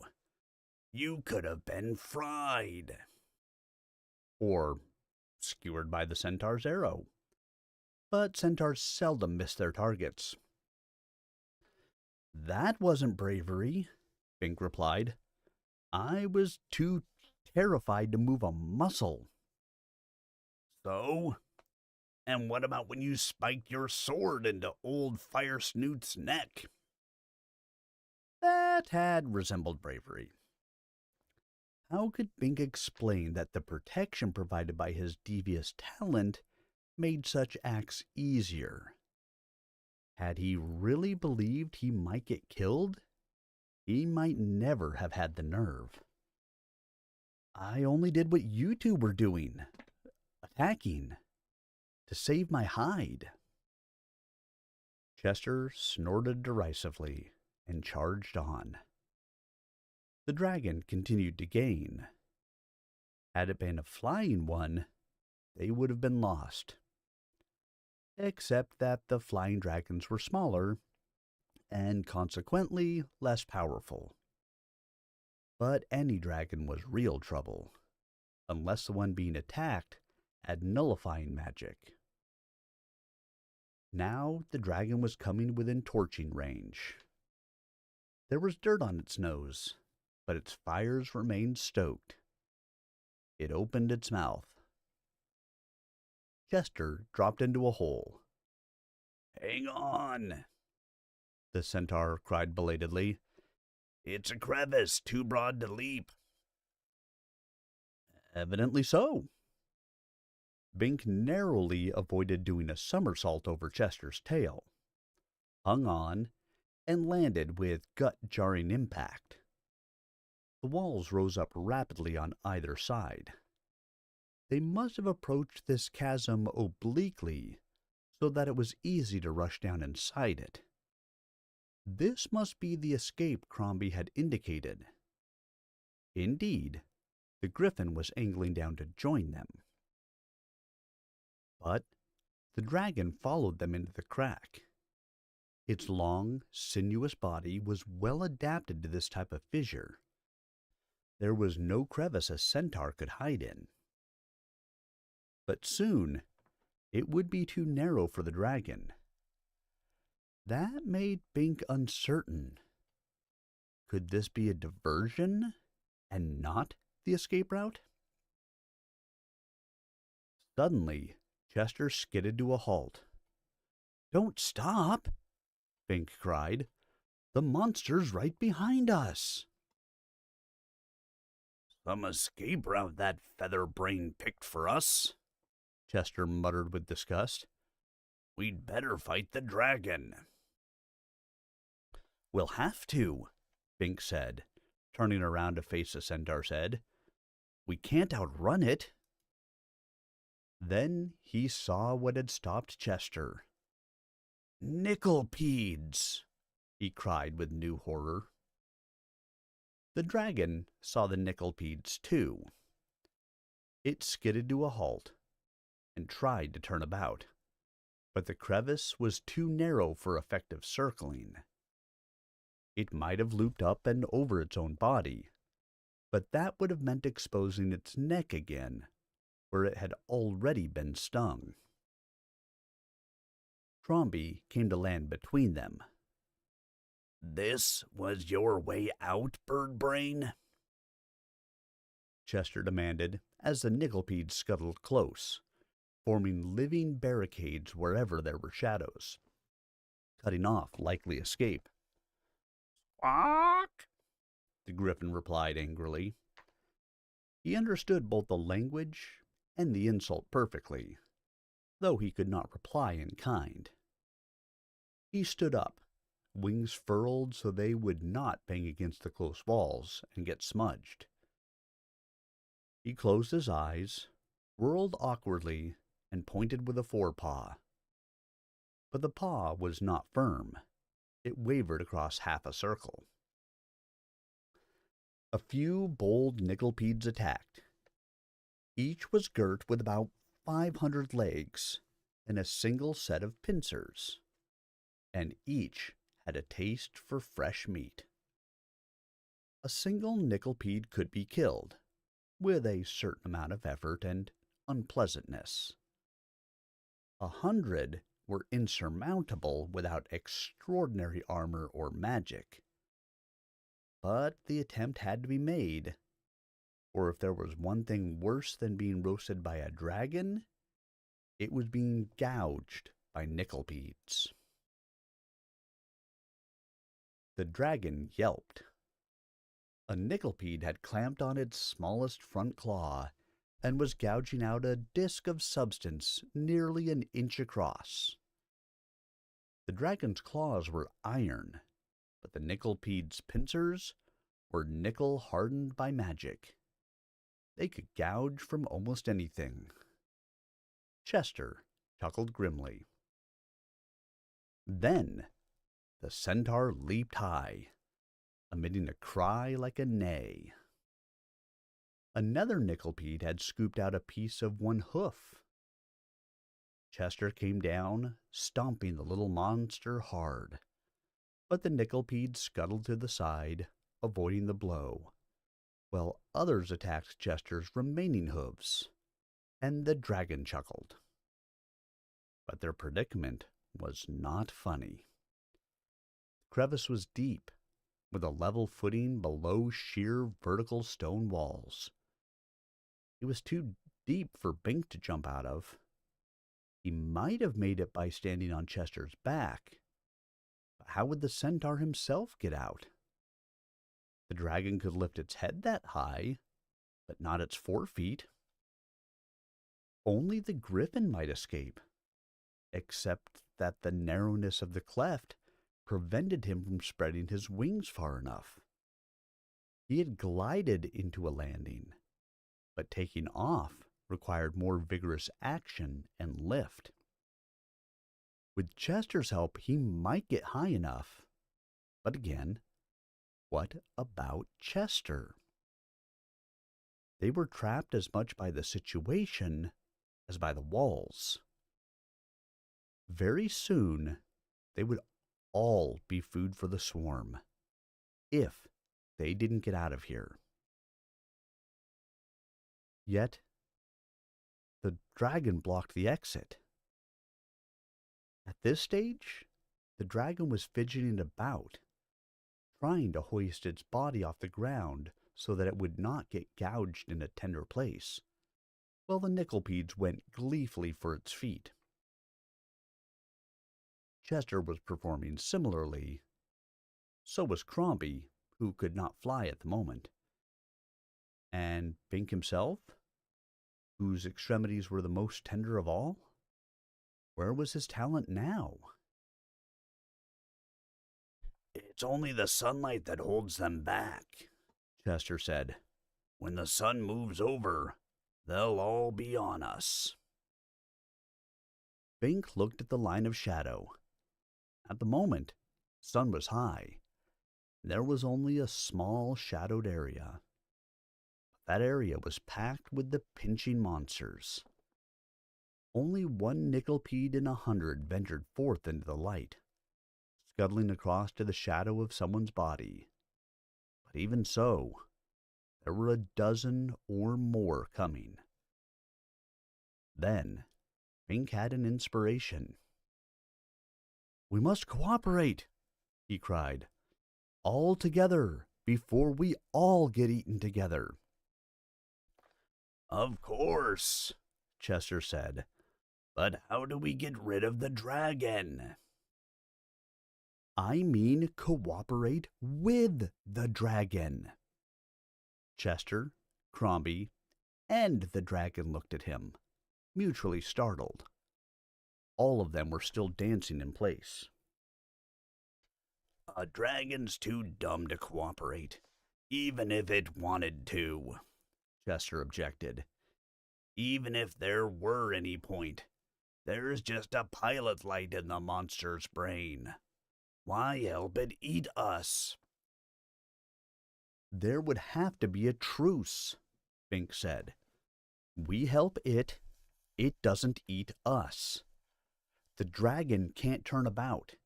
It can't lift its body off the ground for any length of time, so it is vulnerable, just as we are. But it can fight the Nyckelpedes much better than we can. So if we protect its flank... Flame! Chester exclaimed.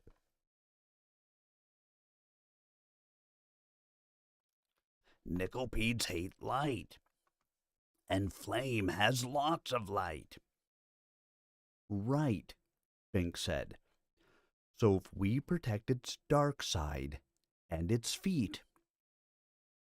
And its back, Chester added, glancing at Crombie. If it will trust us. It has no choice, Bink said, moving toward the dragon. It doesn't know that. Watch out. It'll scorch you. But Bink, protected by his magic, knew he would not get scorched. He walked up to the nose of the dragon and stood before the copper nostrils. Wisps of smoke drifted up from them. There was a little leakage when the system was idle.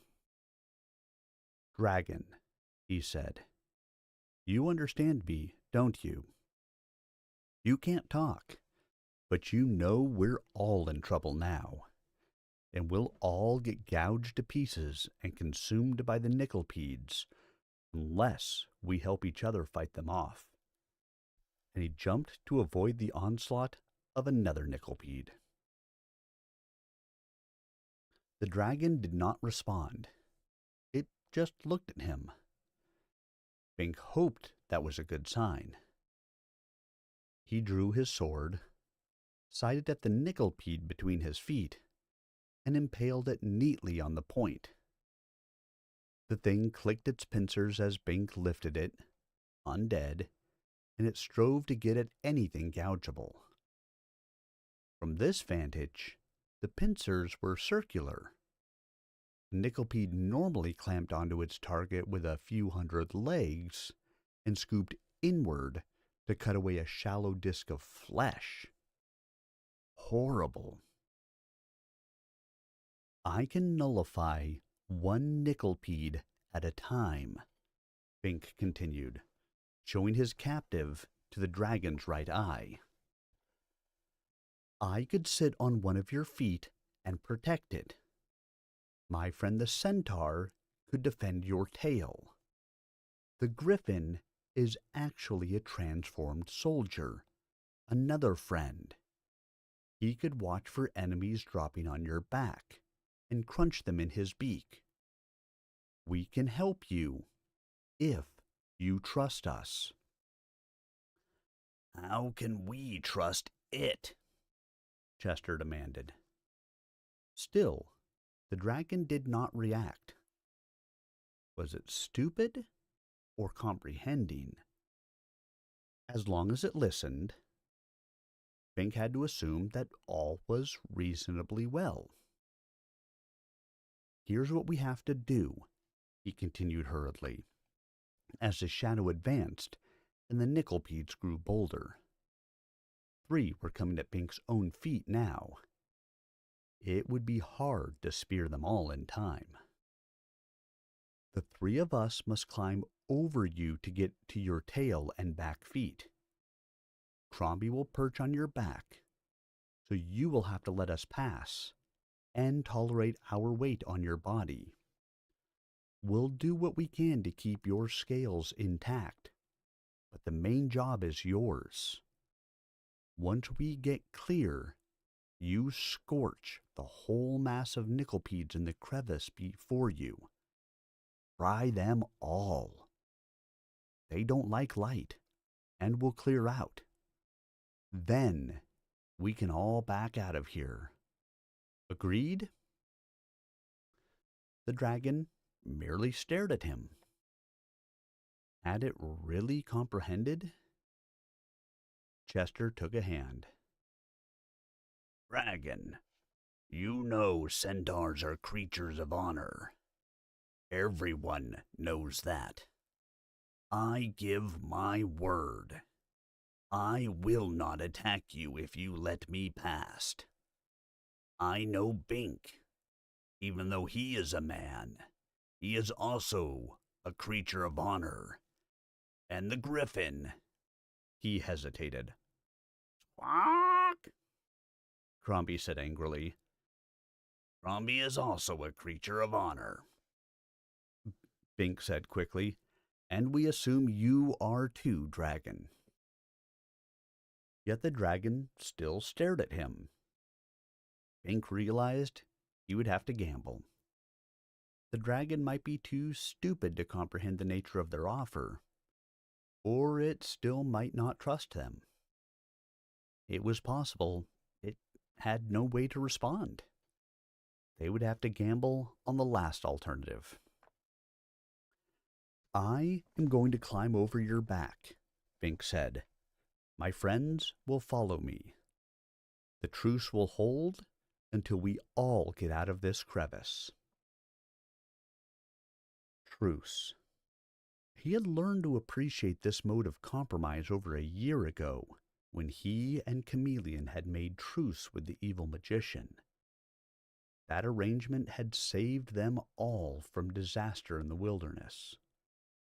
It seemed no enemy was too awful to deal with in tune of sufficient peril. He addressed the silent dragon again. If you don't believe me, scorch us now and face the Nyckelpedes alone. Bink walked boldly around the dragon's head to the base of the neck, where the front legs projected. The dragon did not scorch him.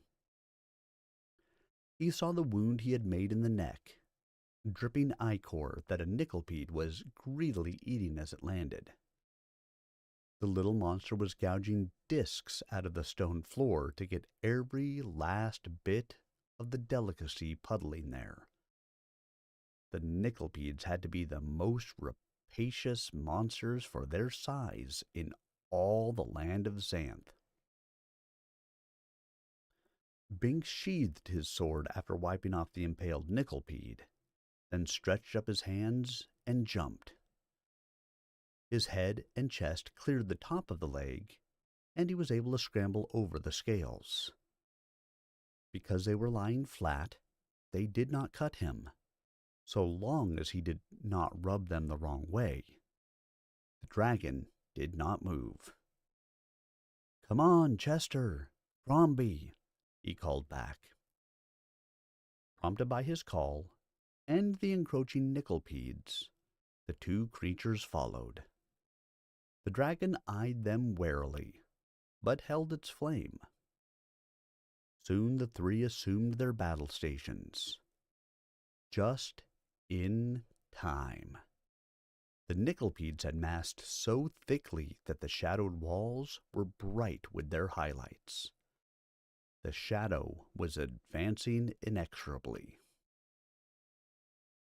"Blast out the passage ahead," Bink yelled to the dragon. "We're protecting your flank." And he drew his sword and speared another Nyckelpede on the point. The dragon responded by belching out a tremendous wash of fire. It scorched the whole crevice, obscuring everything in flame and smoke. It was as if a bolt of lightning had struck.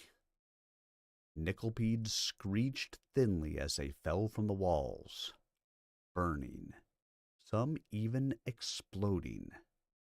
Success. "Very good," Bink said to the dragon, wiping his tearing eyes. There had been a fair backlash of hot gas. "Now back out." But the creature did not move. "It can't back," Chester said, catching on. "Its legs don't work that way. A dragon never retreats." Bink realized it was true. The dragon was limber, and normally it twined about to reverse course. Its legs and feet were structured for forward only. No wonder it had not expressed agreement to Bink's proposal.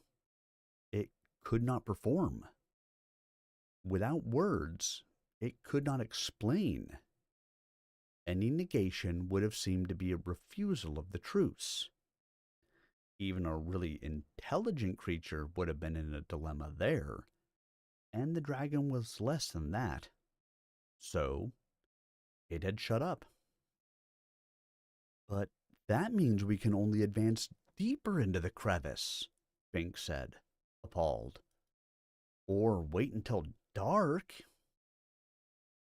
Either course was disaster. In complete darkness, the Nyckelpedes would be upon them in a mass, and gobble every part of their bodies in disc chunks called nickels. What a horrible fate to be nickeled to death. The dragon's flame would not last forever. The creature had to refuel, which was what it had been trying to do at the outset, chasing them. The moment its fires gave out, the Nickelpedes would swarm back in.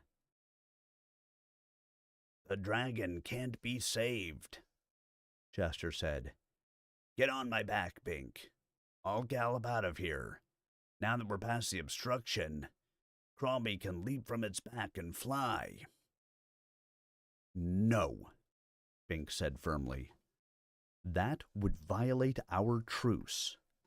We agreed to see the whole party safe outside." "We did not," the centaur said, nettled. "We agreed not to attack it. We shall not attack it. We shall merely leave it." "And let the Nickelpedes attack it instead?" Bink finished. "That was not my understanding. You go if you choose. I'm finishing my commitment. Implied?" "You're not only the bravest man I've seen. You're the manheadest." I.e., brave and stubborn. Bink wished it were true. Buoyed by his talent, he could take risks and honor pledges he might otherwise have reneged on. Crombie and Chester had genuine courage. They knew they could die. He felt guilty again, knowing that he would get out of this somehow, while his friends had no such assurance. Yet he knew they would not desert him, so he was stuck. He had to place them in terrible peril to honor his truce with an enemy who had tried to kill them all. Where was the ethical course? "If we can't go back, we'll just have to go forward," Chester decided. "Tell your friend to get up steam." The irony was unsubtle, but Chester was not a subtle centaur. In fact, he was an argumentative brawler, but a loyal friend. Bink's guilt remained. His only hope was that as long as they were all in this fix together, his talent might extricate them together. Might. "Dragon, if you would," Bink called. "Maybe there's an exit ahead." "Maybe the moon isn't made of green cheese," Chester murmured. It was sarcasm, but it reminded Bink poignantly of the time in his childhood when there had been what the centaurs called an eclipse. The sun had banged into the moon and knocked a big chunk out of it, and a great wad of the cheese had fallen to the ground. The whole North Village had gorged on it before it spoiled. Green cheese was the best, but it only grew well in the sky. The best pies were in the sky, too. The dragon lurched forward. Bink threw his arms about its ankle to keep from being dislodged. This was worse than riding a centaur. Crombie spread his wings partially for balance, and Chester, facing the rear, trotted backward, startled. What was a cautious pace for the dragon was a healthy clip for the others. Bink was afraid the crevice would narrow, making progress impossible. Then he would really have a crisis of conscience. But it stabilized, extending interminably forward. curving back and forth so that no exit was visible. Periodically, the dragon blasted out the path with a snort of flame, but Bink noticed the blasts were getting weaker. It took a lot of energy to shoot out fire, and the dragon was hungry and tiring. Before long, it would no longer be able to brush back the Nickelpedes. Did dragons like green cheese? Irrelevant thought. Even if cheese would restore the fire, there was no moon available right now. And if the moon were in the sky, how could they reach it? Then the crevice branched. The dragon paused, perplexed. Which was the most promising route? Crombie closed his griffin eyes and spun as well as he could on the dragon's back. But again, his wing pointed erratically, sweeping past both choices and finally falling, defeated. Crombie's spell was evidently in need of the spell doctor at a most inopportune time. Trust the bird head to foul it up, Chester muttered. Crombie, whose bird hearing evidently remained in good order, reacted angrily. He squatted and walked along the dragon toward the centaur, the feathers of his neck lifting like the hackles of a werewolf. "Relax," Bink cried. "We'll never get out if we quarrel among ourselves." Reluctantly, Crombie moved back to his station. It seemed to be up to Bink to decide on the route. Was there a chance the two branches looped around and met each other? If so, this was a handy way to get the dragon turned about, so they all could get out of here. But that seemed unlikely. If it were this way, either path would do. Bear left. The dragon marched into the left one. The Nickelpedes followed. It was getting harder to drive them off. Not only was the shadow advancing, the oblique angle of the new passage made a narrower shaft for the sunlight. Bink looked up into the sky and discovered that things were even worse than they had seemed. Clouds were forming. Soon there would be no sunlight at all. Then the Nickelpedes would be bold indeed. The passage divided again. Oh no! This was becoming a maze, a deadly serious one. They got lost in it. Left again, Bink said. This was awful. He was guessing, and it was getting them all deeper into trouble. If only Crombie's talent were operative here. Strange how it had failed. It had seemed to be in good order until they entered the crevice. In fact, it had pointed them here. Why had it sent them into a region that blanked it out? And why had Bink's own talent permitted this? Had it failed too? Suddenly, he was afraid. He had not realized how much he had come to depend on his talent. Without it, he was vulnerable. He could be hurt or killed by magic. No, he could not believe that. His magic had to remain, and Crombie's too. He just had to figure out why they were malfunctioning at the moment. Malfunctioning? How did he know they were? Maybe those talents were trying to do their jobs, but weren't being interpreted correctly. Like the dragon, they were powerful but silent. Crombie merely had to ask the right question. If he asked, what road leads out of the maze. It was possible that any of them did, or none. What would his talent do then? If he demanded the specific direction of out, and the escape route curved, wouldn't his pointing appendage have to curve about too? There was no single direction, no single choice.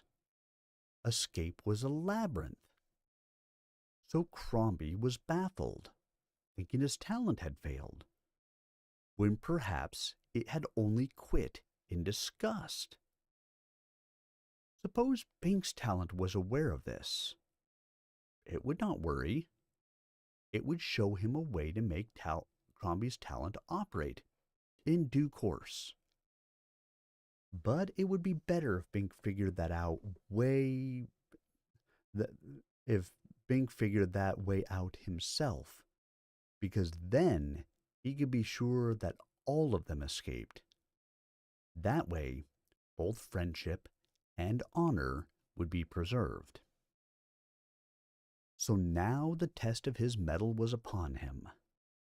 How could he solve the riddle of the balked talent? Obviously, straight direction was not the answer to the question of out.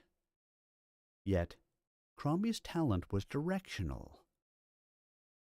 He asked where something was, and it showed the direction.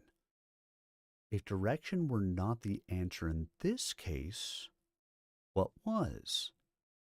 And how could Crombie identify it? Maybe he could use Crombie's talent to find out.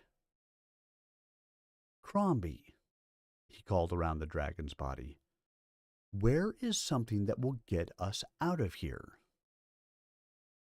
The griffin obligingly went through his routine, to no avail. It's no good, Chester grumbled. His talent soured.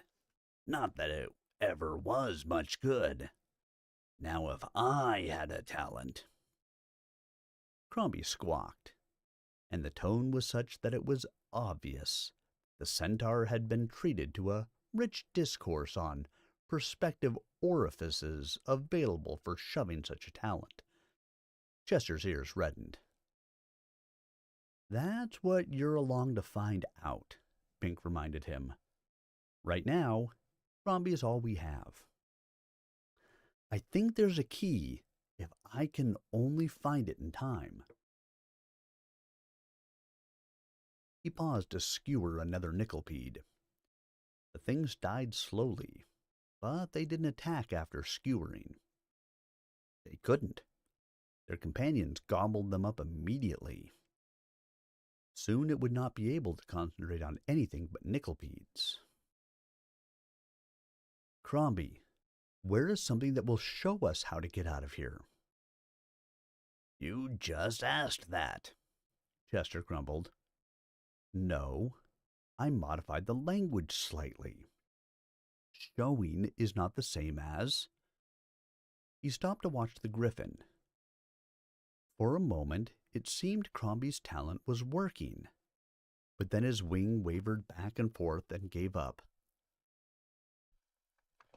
Still, we must be getting warm, Bink said with false hope. Crombie, where is there something that will stop the nickelpedes?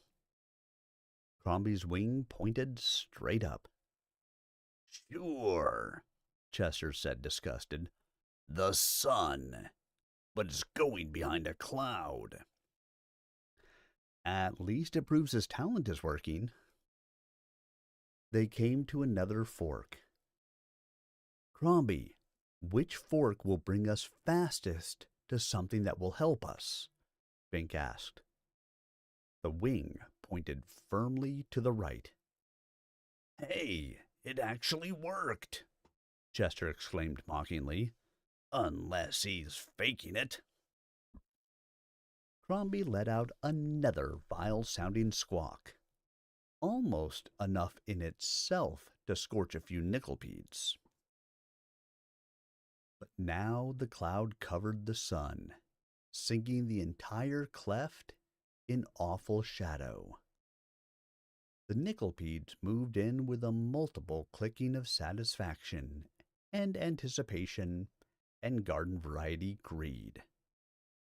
"Dragon, take the right fork," Bink cried. "Blast it out ahead of you and run. Use up your last reserves of fire if you have to. We're on to something good." He hoped. The dragon responded by shooting out a searing bolt of flame that illuminated the passage far ahead. Again the Nickelpedes squeaked as they died. The dragon galloped over their smoking corpses, carrying Bink and Chester and Crombie along. But it was tiring. Something sparkled in the dim passage ahead. Bink inhaled hope, but quickly realized it was only a will-o'-the-wisp. No help there. No help? Suddenly, Bink remembered something. "That's it," he cried. "Dragon, follow that wisp." The dragon obeyed, despite Chester's incredulous neigh. It snorted no more flame, for its furnace was almost exhausted, but it could still run at a respectable pace. The wisp dodged about, as wisps had always done, always just at the verge of perception. Wisps were born teases. The dragon lumbered through fork after fork, quite lost, and suddenly emerged into a dry riverbed. "We're out!" Bink cried, hardly believing it himself. But not yet safe. The Nickelpedes were boiling out of the chasm. Bink and Chester scrambled away from the dragon and up and out of the gully, and found themselves in the ashes of an old burn. Crombie spread his wings and launched into the sky with a squawk of pure relief. The Nickelpedes did not follow even the dragon. They could not scuttle well through ashes, and might get caught by returning sunlight. The party was safe. The dragon collapsed, panting, in a cloud of ashes. Bink walked around to its snout. "Dragon, we had a good fight, and you were winning. We fled, and you pursued, and we all got caught in the cleft. We made a truce to escape, and you honored it well, and so did we. By working together, we saved all our lives. Now I would rather have you as a friend than an enemy. Will you accept friendship with the three of us before we part?" The dragon looked at him. Finally, slowly, it inclined its nose slightly forward in an affirmative nod. "Until we meet again, good hunting," Bink said. "Here, we can help you a little. Crombie, where is the nearest good dragon prey? Something even a tired dragon can nab." Crombie spun in the air and flung out a wing as he fell. It pointed north, and now they heard the thrashing of something large, probably caught in a noose loop bush. Something fat and foolish, who would die a slow death in the loops, if not dispatched more mercifully by the scorch of a dragon. "Good hunting," Bink repeated, patting the dragon on its lukewarm copper nose and turning away. The dragon started north. "What was the point in that?" Chester asked in a low tone. "We have no need of a dragon's friendship." "I wanted it amicable here. This is a very special place, where peace should exist among all creatures of Xanth. Are you crazy? This is a burnout. I'll show you, Bink said. We'll follow that wisp. The will-o'-the-wisp was still present, hovering not quite close enough to overtake. Look, Bink, Chester protested. We lucked out on that wisp, but we dare not follow it any farther. It'll lead us into destruction. Not this one, Bink said, following it. After a moment, Chester shrugged, gave a "what can you do" kick with his hind hooves, and followed. Crombie glided down to join them. Soon the wisp stopped at a glowstone marking a grave. As they approached, the stone lit up with the words, Herman the Hermit. Uncle Herman! Chester exclaimed. You mean this is the place he... The place he saved Xanth from the Wiggles, Bink said, by summoning many creatures with his wisps, then setting a salamander fire to burn the Wiggles out. He gave his noble life in that effort, and died a hero. I knew the wisp would lead us here, once I recognized the burnout, because you are his kind and kin, and the wisps honor his memory. Crombie's talent located the wisp, and the wisp? Uncle Herman. Hero, Chester said, his face twisting into an unfamiliar expression. The belligerent centaur was unused to the gentle emotions of reverence and respect. Almost, it seemed, there was a forlorn melody played by a flute enhancing the mood. Bink and Crombie withdrew, leaving Chester to his contemplation in privacy. Bink tripped over a pile of dirt that hadn't been there a moment ago, and almost fell headlong. That was the only sour note. All right, everybody, we reached the end of Chapter 3, which also brings us to the end of story time this evening. I hope you guys have enjoyed Chapters 2 and 3 of The Source of Magic by Piers Anthony, Book 2 of the Xanth series. Of course, as I have said before, and I will say again, the recordings of these chapters are up on my YouTube channel. The chapters 2 and 3 will go up there today. Shortly after I end the stream, I will start the upload, and then they make it up there when they make it up there, because it's YouTube and they make it up there when they make it up there. But Book 1 is up there if you haven't listened to it, and working on, obviously, Book 2.